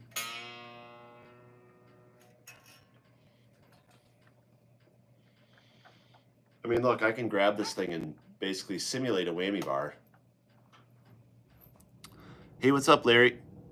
Your guitar's got active pickups. I'm a new player and just wondering the pros and cons of them. So I use passive pickups.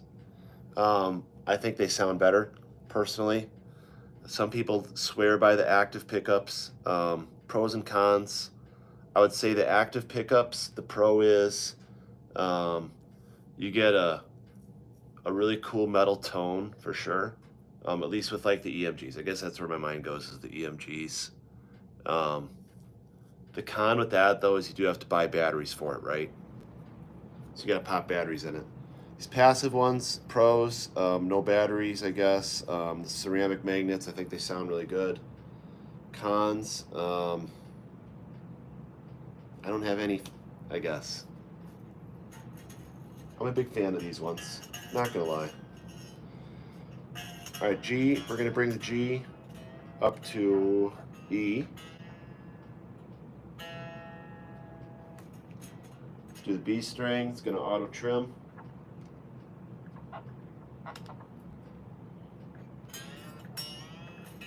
This B string we're gonna bring up to G, sharpish. All right, finally we're on to the E.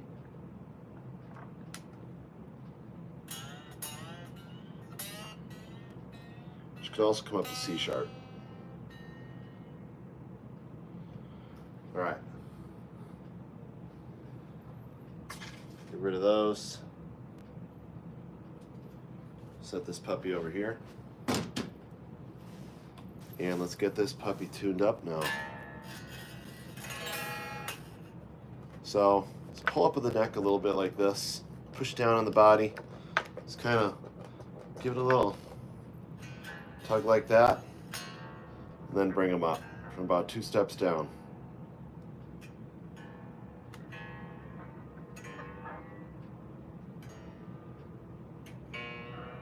Just kind of getting the neck in position to take tension.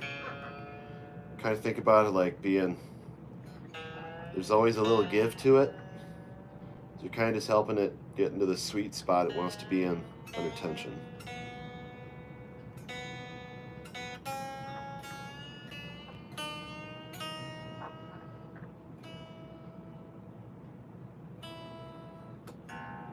Let me know if you have any questions on this.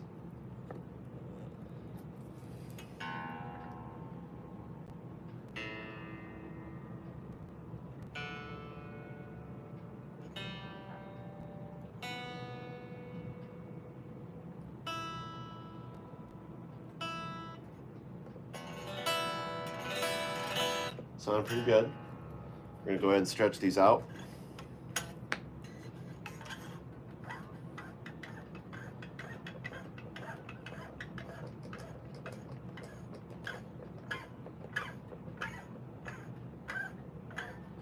Again, I'm trying to just simulate the string stretcher without using the string stretcher.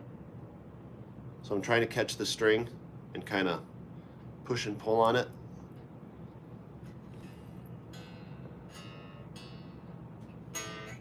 Do the same thing here.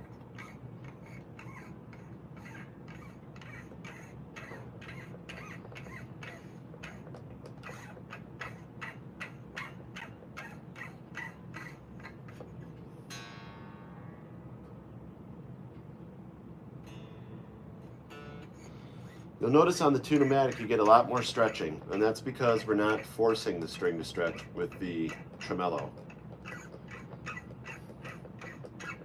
This is more of a natural process for it to stretch out, so it will take a little longer, to be quite honest.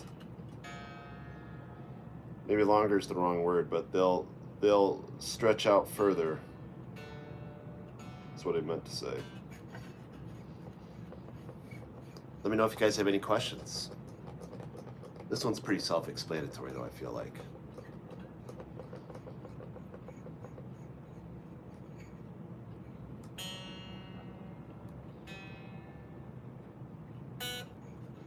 On to the B.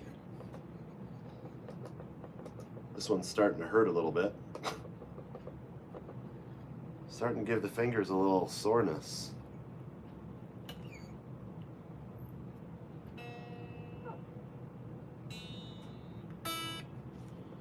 All right.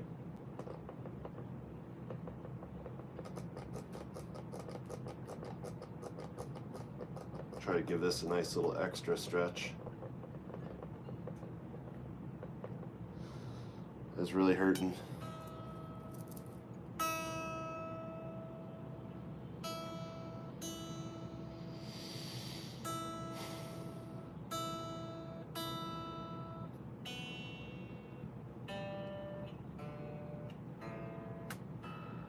All right, we're gonna see how it's looking. Hey, Mr. Butter, have I been writing any originals recently? Yes, my man, I have been. I've got a ton of new music that's gonna be coming out soon. I just gotta get a lot of it recorded. I've gotta do real drums. And I've gotta do just a lot of production work, honestly. Man, I probably got like 15 or 20 songs that are like in a state of just needing production work. But I'm hoping to release my album this year, my next one. Right now it's going to be called Blood Pyramid. It's basically a collection of thrash songs. Then after that I'm going to switch into, I shouldn't say switch into, but just got a series of little bit different style stuff. Maybe more like Miasma, if you listen to that at all. All right, so that sounds pretty good.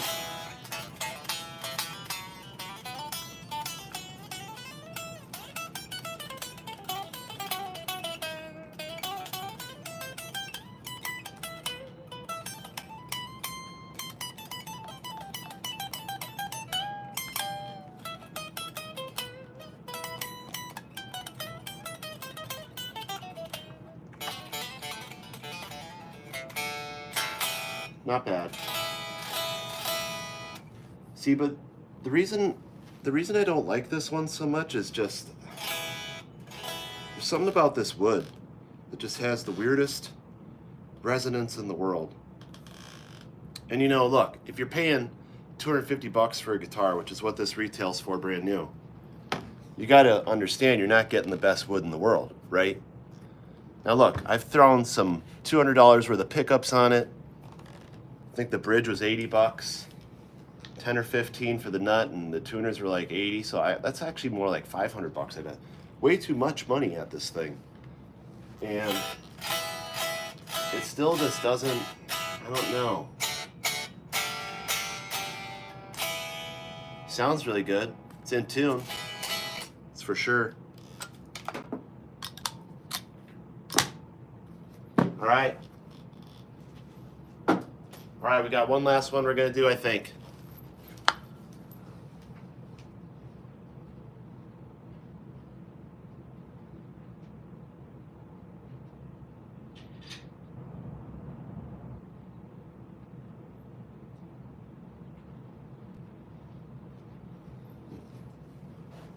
All right. Oh, I'm gonna trip myself.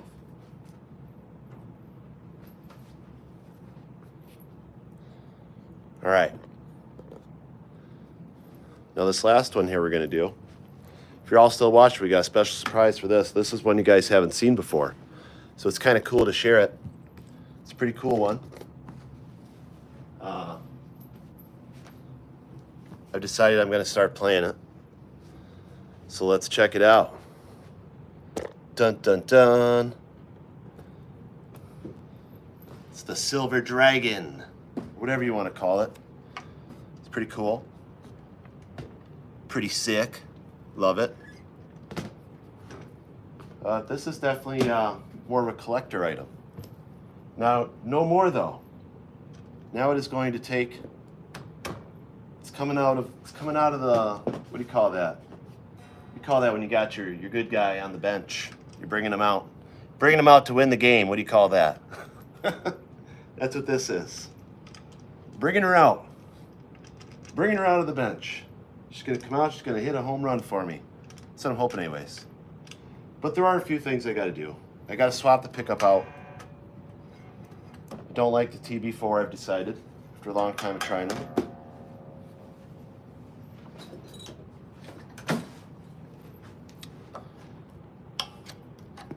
So I actually took the back off this already. I noticed one thing we got to do here is we got to play a little game for a minute.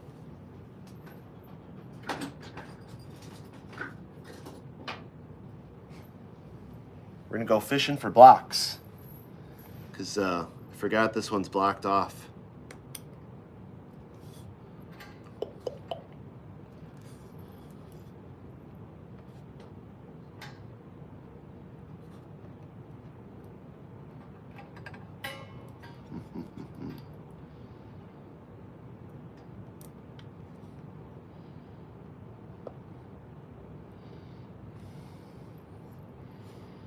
want to be careful here.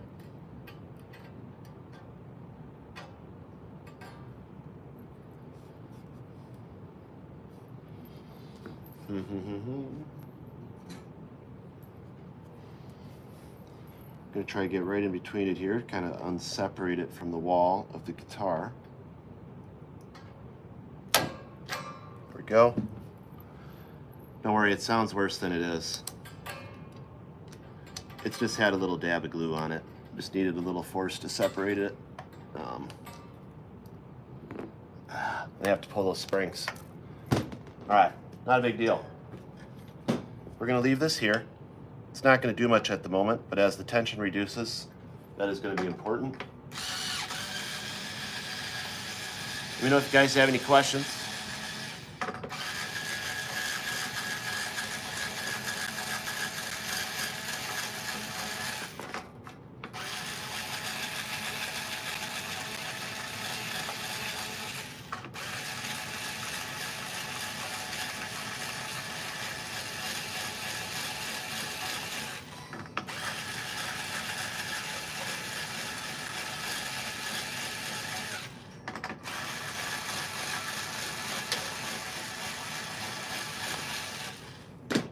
All right.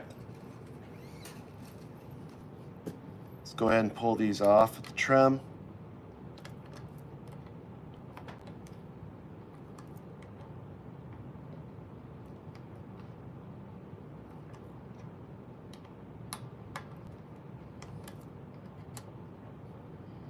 Gonna undo all these blocks. So this block I use, it's called a trem block.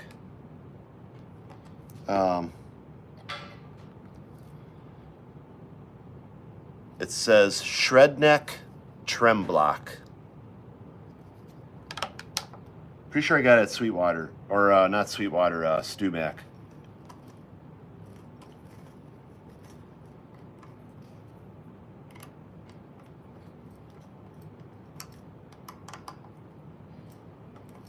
Just getting these out of the blocks here.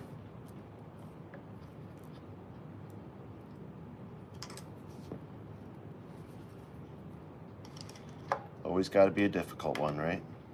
There we go. Okay.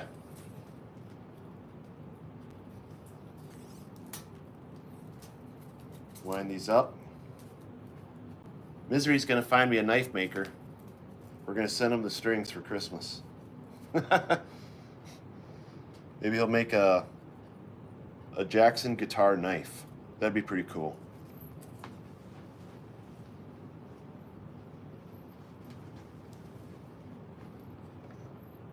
Okay, so for this to work the way I need it to, we're gonna have to actually pull some of this out a little bit.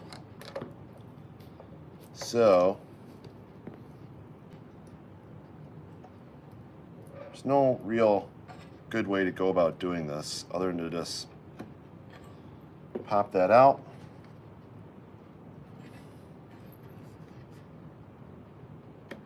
Pop that out, and we're gonna pop this one out.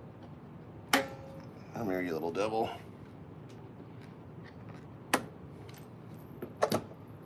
Trem fell. It's fine. It's totally fine.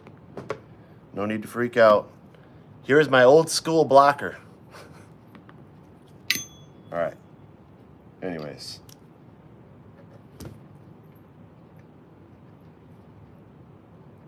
Little gunk in there. Now, the real trick is floating this back into place, which is not too bad if you just get the middle one on first. And if you do that, it really helps to get the rest of them in. This particular one, we're also just going to go right ahead and back this off to uniform distance. This is some more bullshit used to occur back in the day. All right. Make sure not to go over your ground there, or I'm sorry, under it, or however you want to look at it. Push that in, get the last spring on. Then we'll bring the trem back up for stabilization and get the new strings on. Oh, this one's always so hard because I'm not a left-handed person. I have the worst time in the world trying to get the left. Basically got to stretch it way farther than it needs to go. Come on.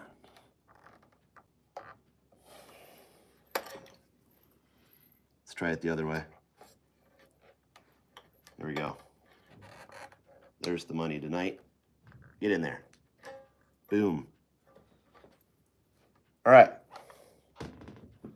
Let's raise that back up. Now, I'm going to go just to the fine tuners. I'm not going to go onto the pads. Okay, looking good. Let's give it a little wipe down quick.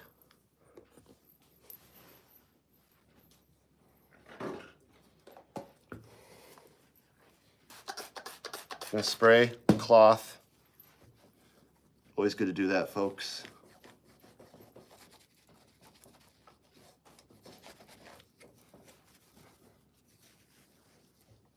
Let's give this a little cleaning.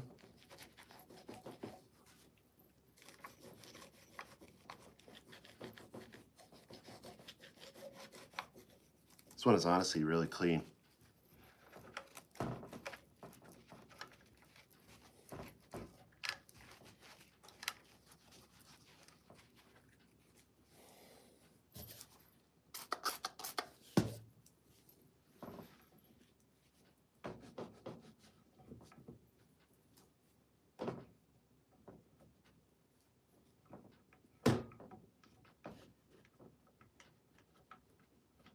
Let me know if you guys have any questions on this. Just doing some string changes, getting them all done, streaming it. Why not?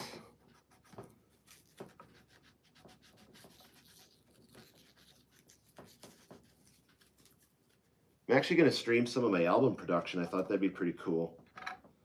So I'll put, when I actually get around to that, I'll put some links up for that. I would actually assume it's going to happen soon because I'm getting to a good point where I feel like I'm in a good spot to do that. Let's get the back of this really quickly with the excess I got on here. You guys can take a good look at this sweet black dragon.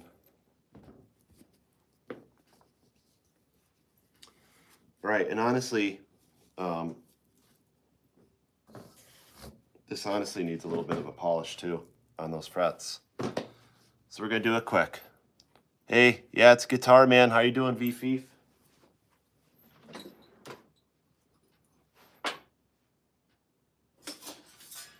I hope I said that right. So it's got classic 25.5, Fender scaling, pretty common.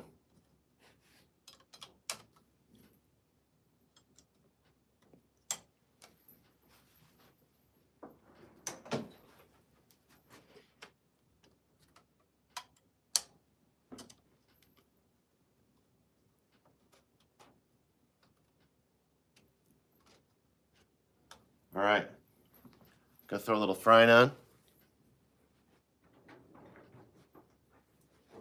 Gonna see if we can get this done in about 20 minutes. It's asking a lot, but I don't want to be up too late, guys.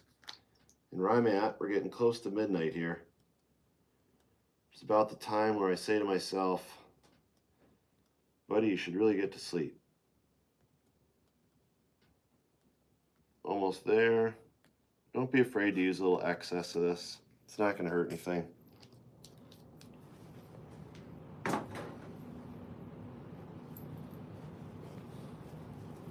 I'll wedge this up, buffer this into the frets.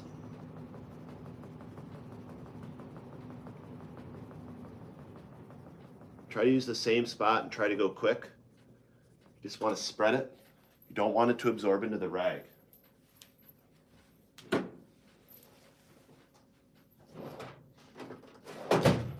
This is the third time I've had this out, but every guitar has needed it, so let's do it.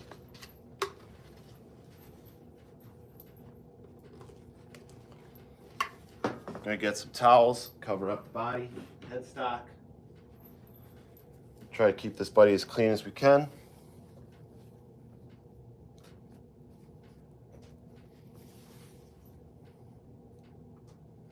I feel like a surgeon doing this. Here we go.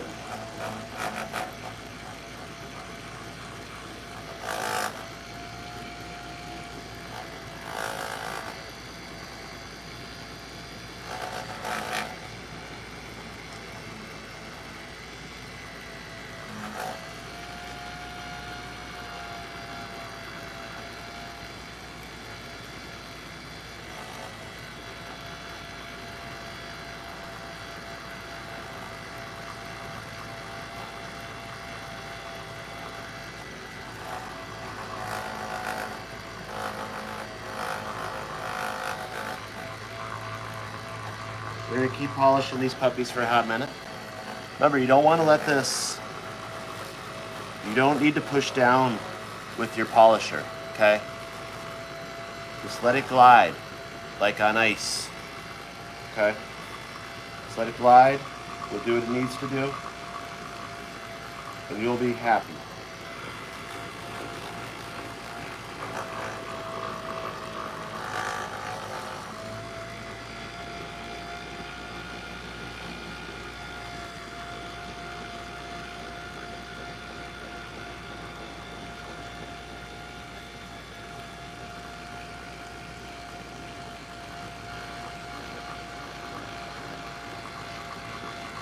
These frets are tall, so I want to kind of just lift up to get the side a little.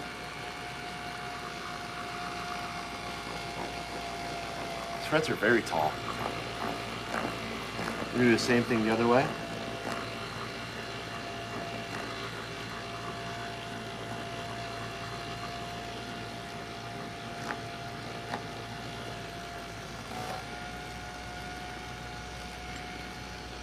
Try to get the ends gently. Again, don't push down. Just let it glide.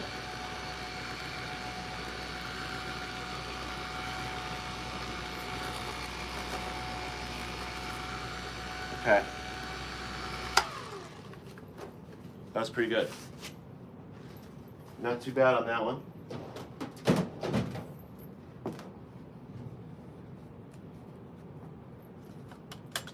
Pop these out.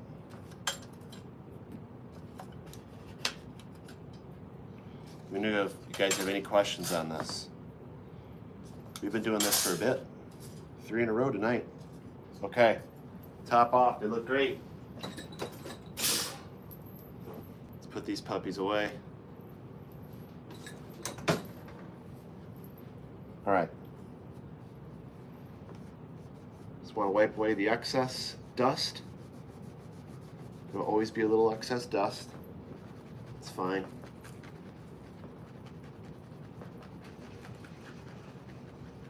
A little wiping away.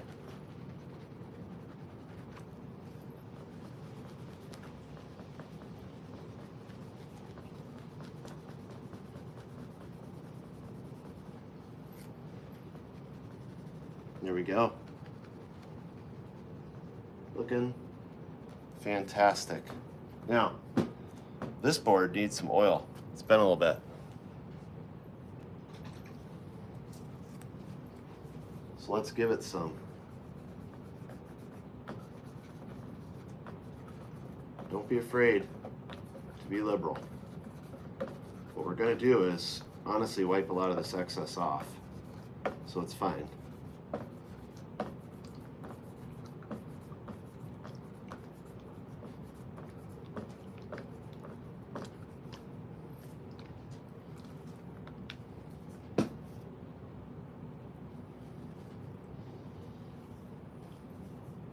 Again, for this part I like to make this into a super tight ball so that it doesn't absorb as much of the material.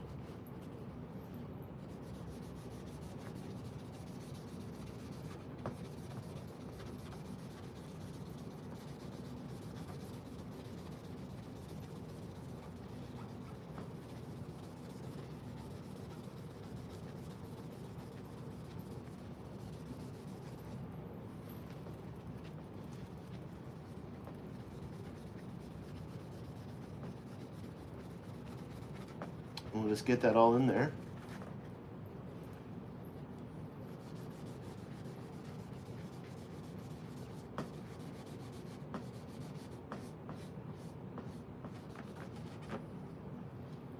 Very good. Do a little spot oil right up there into that nut.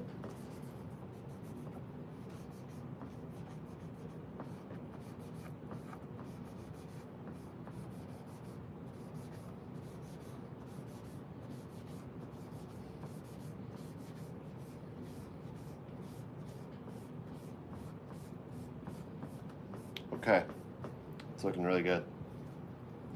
Take this guy. Again, we want to wipe that down. We don't want to have excess oil floating around. That's bad news. Gunks everything up, makes a freaking mess. Just like cars. All right.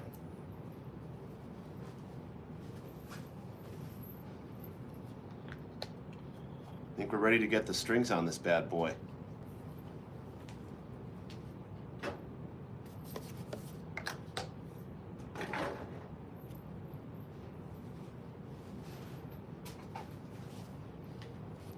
Put a couple of these tools away quick.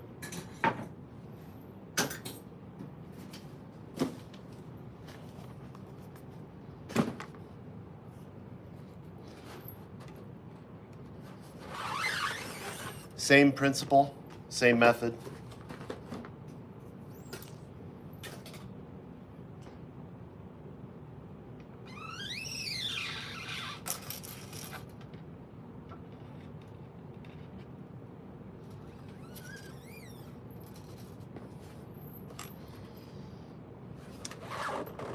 Gonna wind them through the ball, or through the tuner, I mean.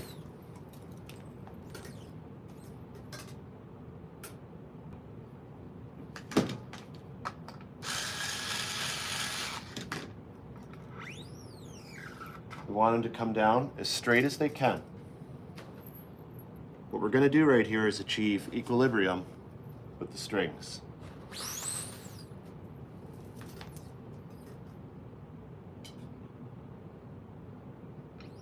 So I like to tell people this is like building a bridge. Okay? When you build a suspension bridge, you need your components to be precisely measured. Equal tension. This is the same principle. Not that I build bridges. I do know how to go over them though. Quite successfully. All right. Couple left. We are rocking this, Floyd.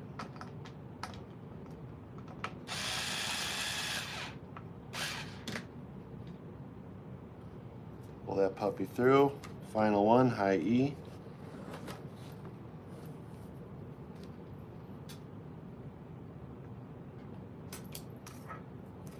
All right. Go ahead and pop that up, tighten her up.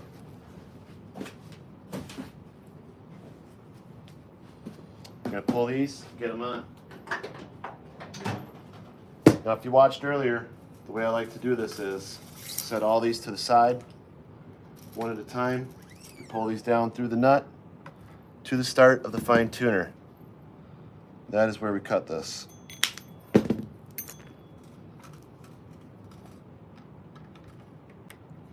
Let me get my drivers. This actually works fantastic.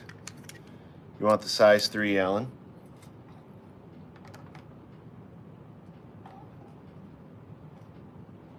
Pop that in, pull her out, pop it in. Again, I'm just checking depth when I do that, but I like to make sure there's nothing in the way. Gonna cut this right at the fine tuner.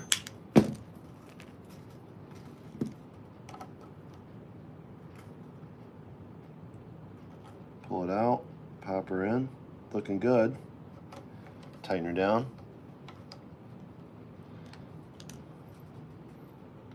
D string.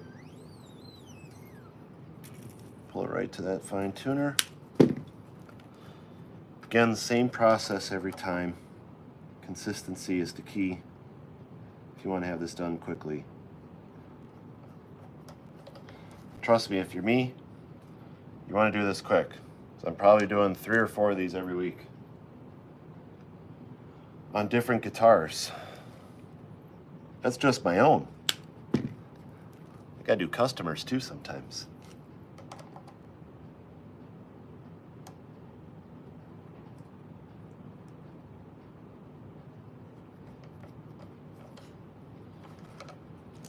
All right.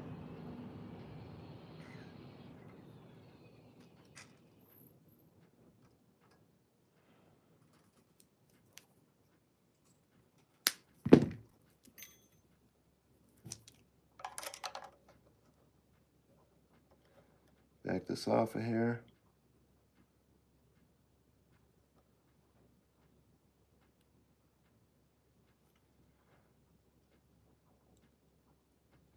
Double check the depth, looks good.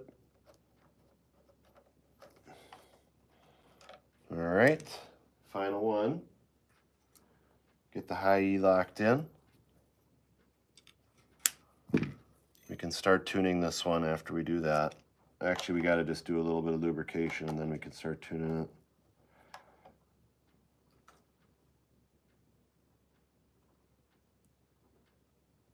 There we go.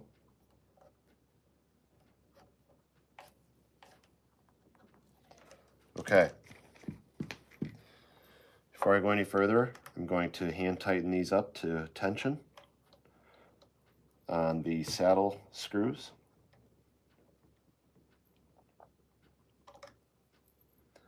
Let me know if you guys have any questions.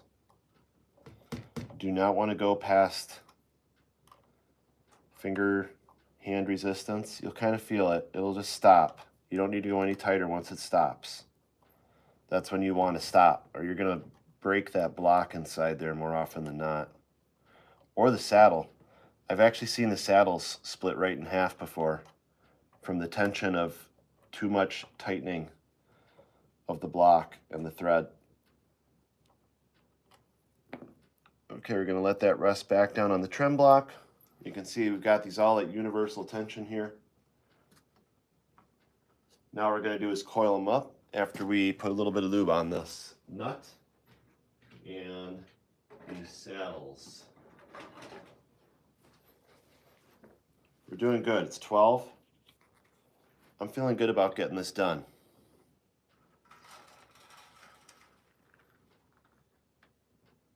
Put a little bit of lube up here, 2 little globbers. I'm just going to rub this in quick.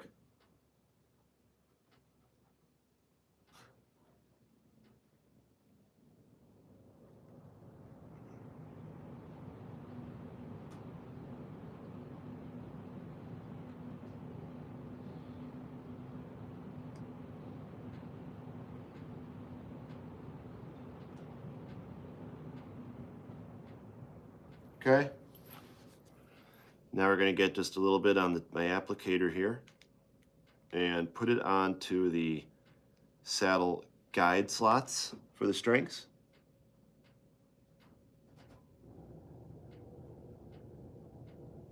You do not want to go into the block at all, okay? You just want to get a little bit on the surface there so that the string can sit on it on the part of the saddle itself.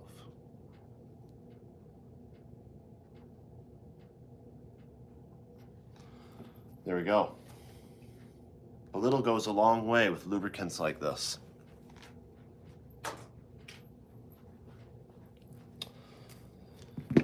We have no need for these tools anymore. Driver set, or this little buggers, we should put them away. Keep the shop clean.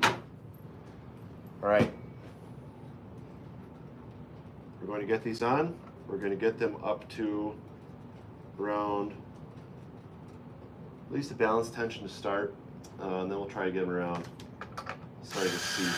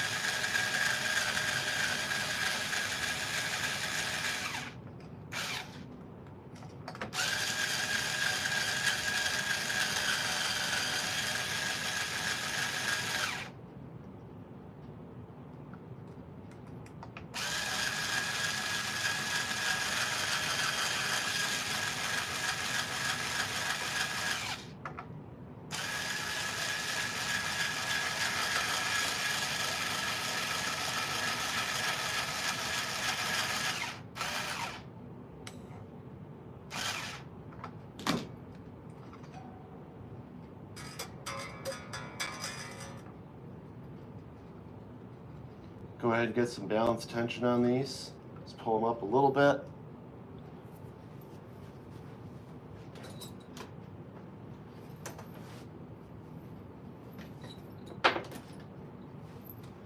Got one irregular one popping up a hair. It's gonna gently separate the ball from the coil. Just like that.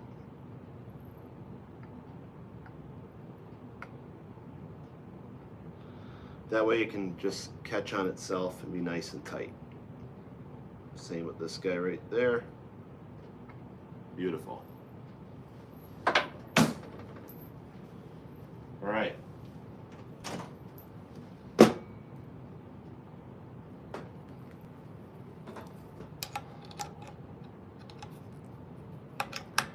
We're gonna get this up to tune now.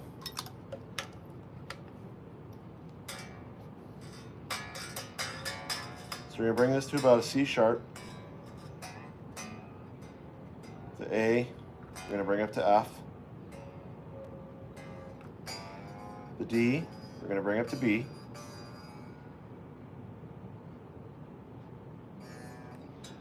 The G string, and come to D.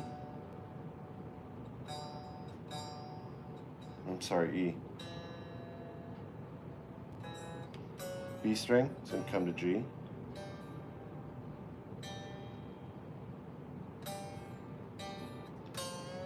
And the E string needs to come up to about a C sharp as well.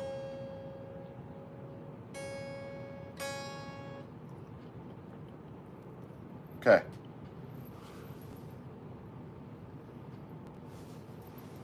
If all goes according to plan, we're going to drop this trem. And we got a big dip. Got a big dip. A little bit more than I was expecting, honestly.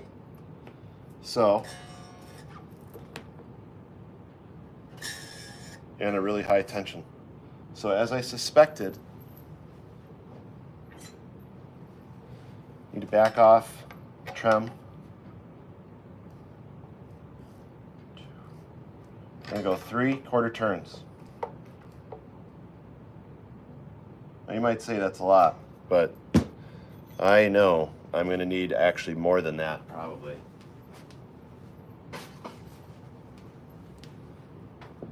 So the tension right now should be better than what it's at. These feel tight. They still feel very tight. And I know that the tuning is not that tight to warrant that. So we're gonna do another 3.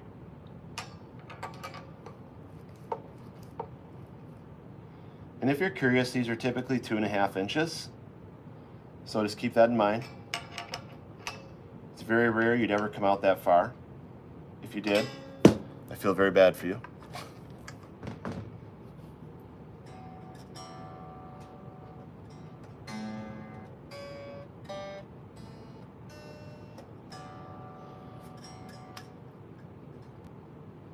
You still feel pretty tight.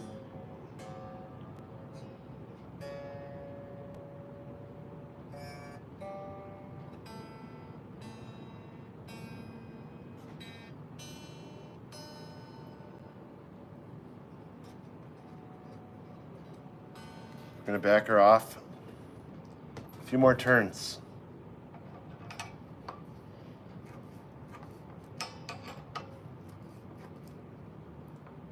There we go.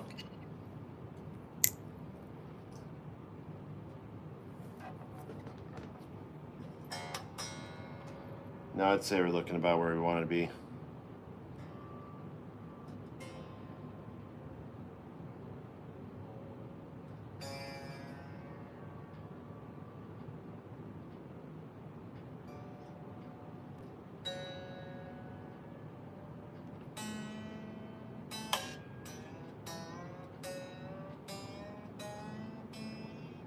Coil snap. It happens.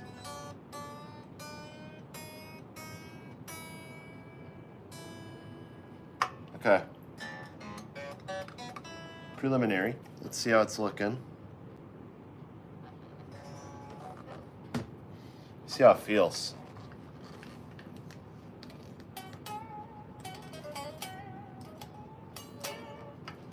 Feels pretty loosey-goosey, honestly. So as I suspected, it wants to come up a little more.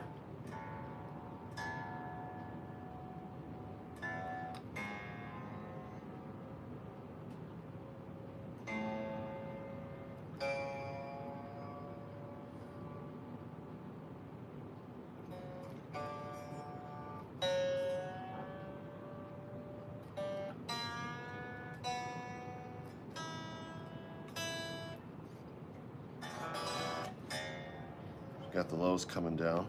Okay.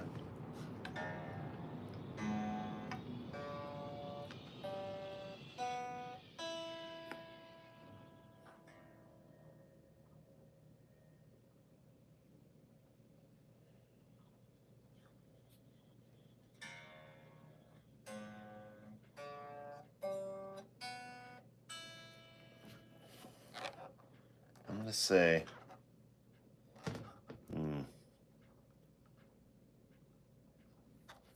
it's kind of a toss-up if we want to tighten it or not. We could probably back off the tuning, destabilize a little bit, or we could tighten it up. Honestly, no, yeah, that's what we need to do. We probably came too far back on this. Let's start with 2.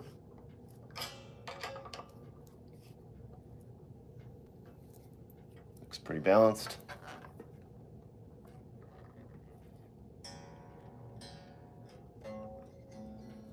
See where we get with this.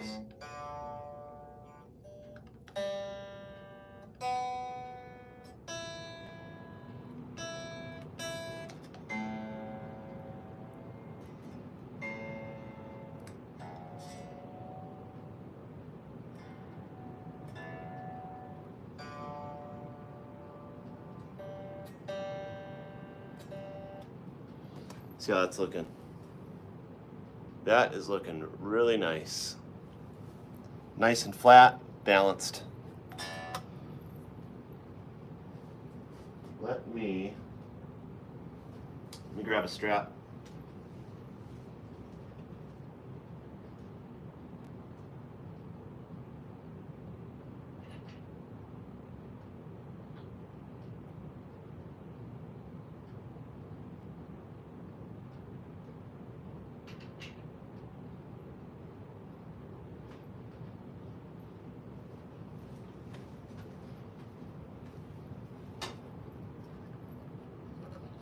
If you have any questions on the Floyd Rhoads, let me know.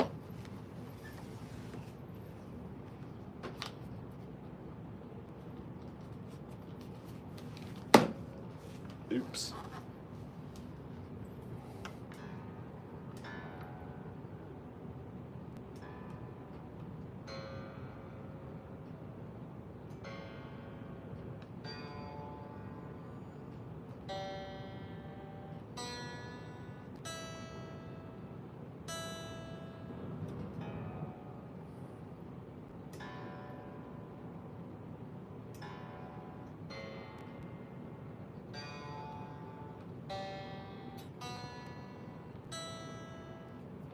All right. We're going to go ahead and stretch these out and do the final tuning.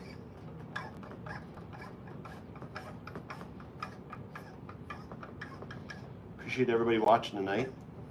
Kind of a chill night, no music, just repairs. But to be honest, I had like some really good results with the other repair video I did, so seems like people enjoy it. It is enjoyable.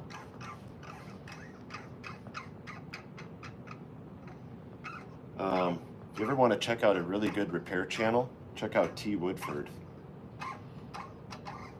I've learned a lot from that guy.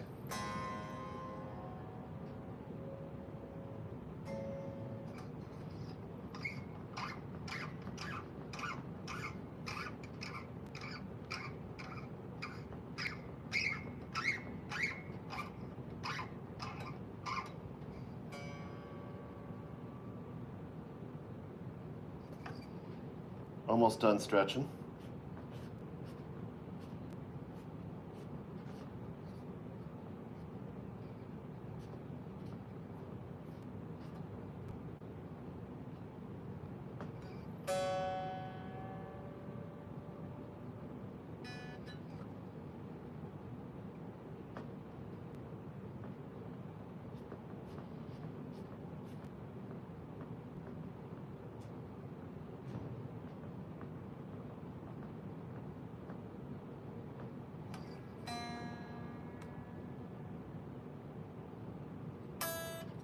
One last one to do.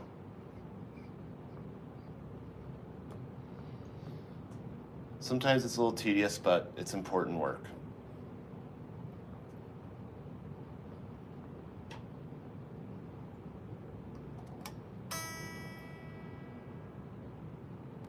We're gonna do that one again. I didn't get much out of that stretch. Gotta simulate some of those bends. There we go. See what we got.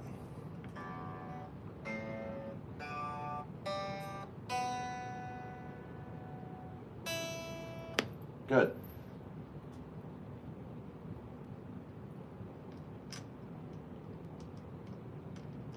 Now we want to take the locks, and you just want to get them finger tight, not even tight, honestly. You just want to gently twist them down until they start to give you a little bit of feedback.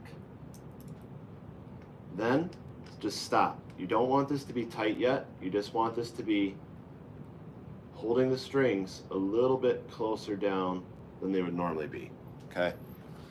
Now that we have the fine setup tuning on that side, we're going to go ahead and do this last little bit of tuning on this side here.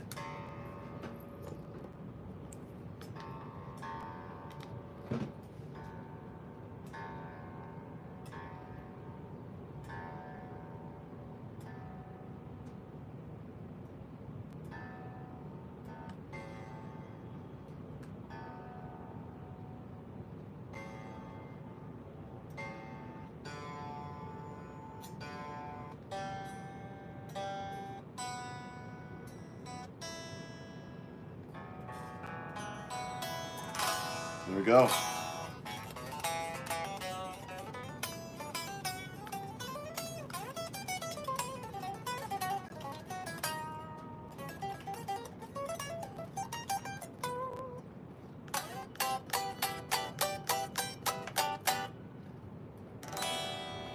Let's go ahead and lock her up and see what happens.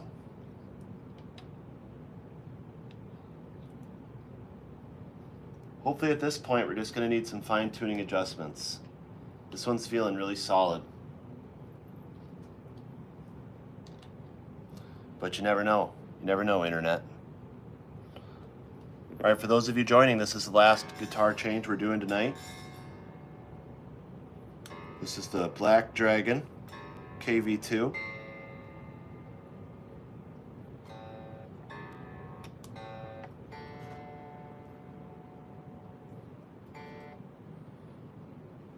Okay, a little down, a little down. A little up.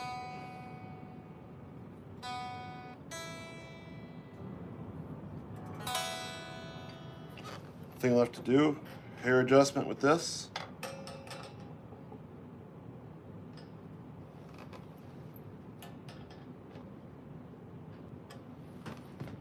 Quarter turn. There we go.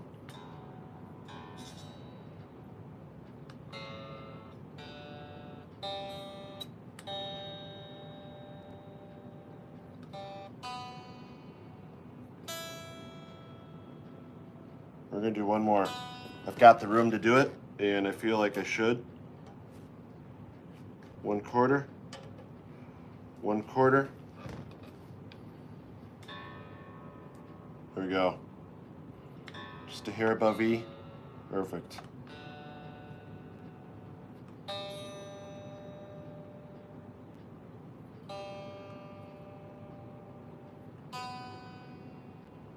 Back out to it there. Back out to it there. All right. Oh, something sounds a little off. Hold on. Oh, I see. You want to be just a hair higher on these other guys.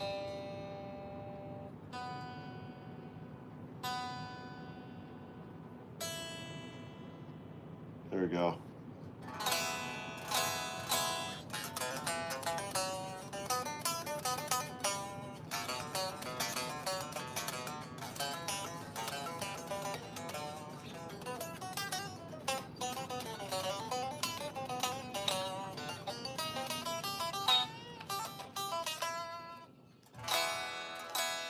And there we have it. All right, I'm going to clean this one off. And this one is also done. And it is going to be ready to rock. Let's put these tools away.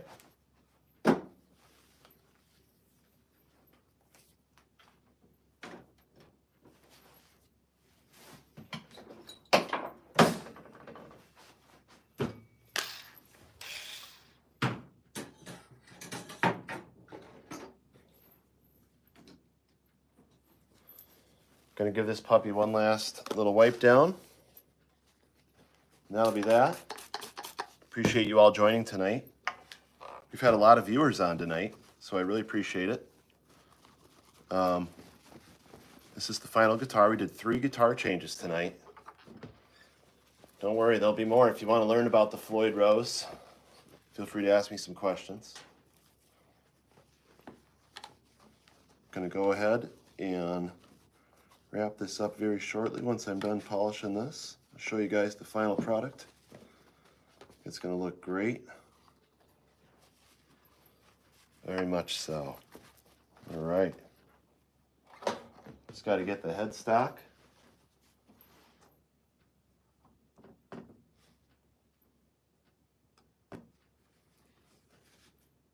We're going to go ahead and get in between everyone here.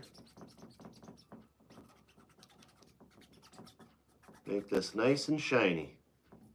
It's going to make it nice and reflective. It'll look cool. Clean it out nice. It'll shine even better. Okay, the next step, just get your tuners too. Gently. You're not going to be touching them, hopefully for a while, at least a few hours. So make them shiny, because they'll help. It'll help. All right, there we go. There we go. Thank you so much for joining tonight. We got 3 guitars done.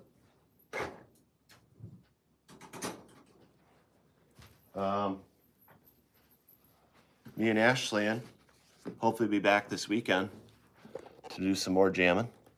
I'll show you this quick as we wrap up. There it is. Thanks, everyone. Have a good night.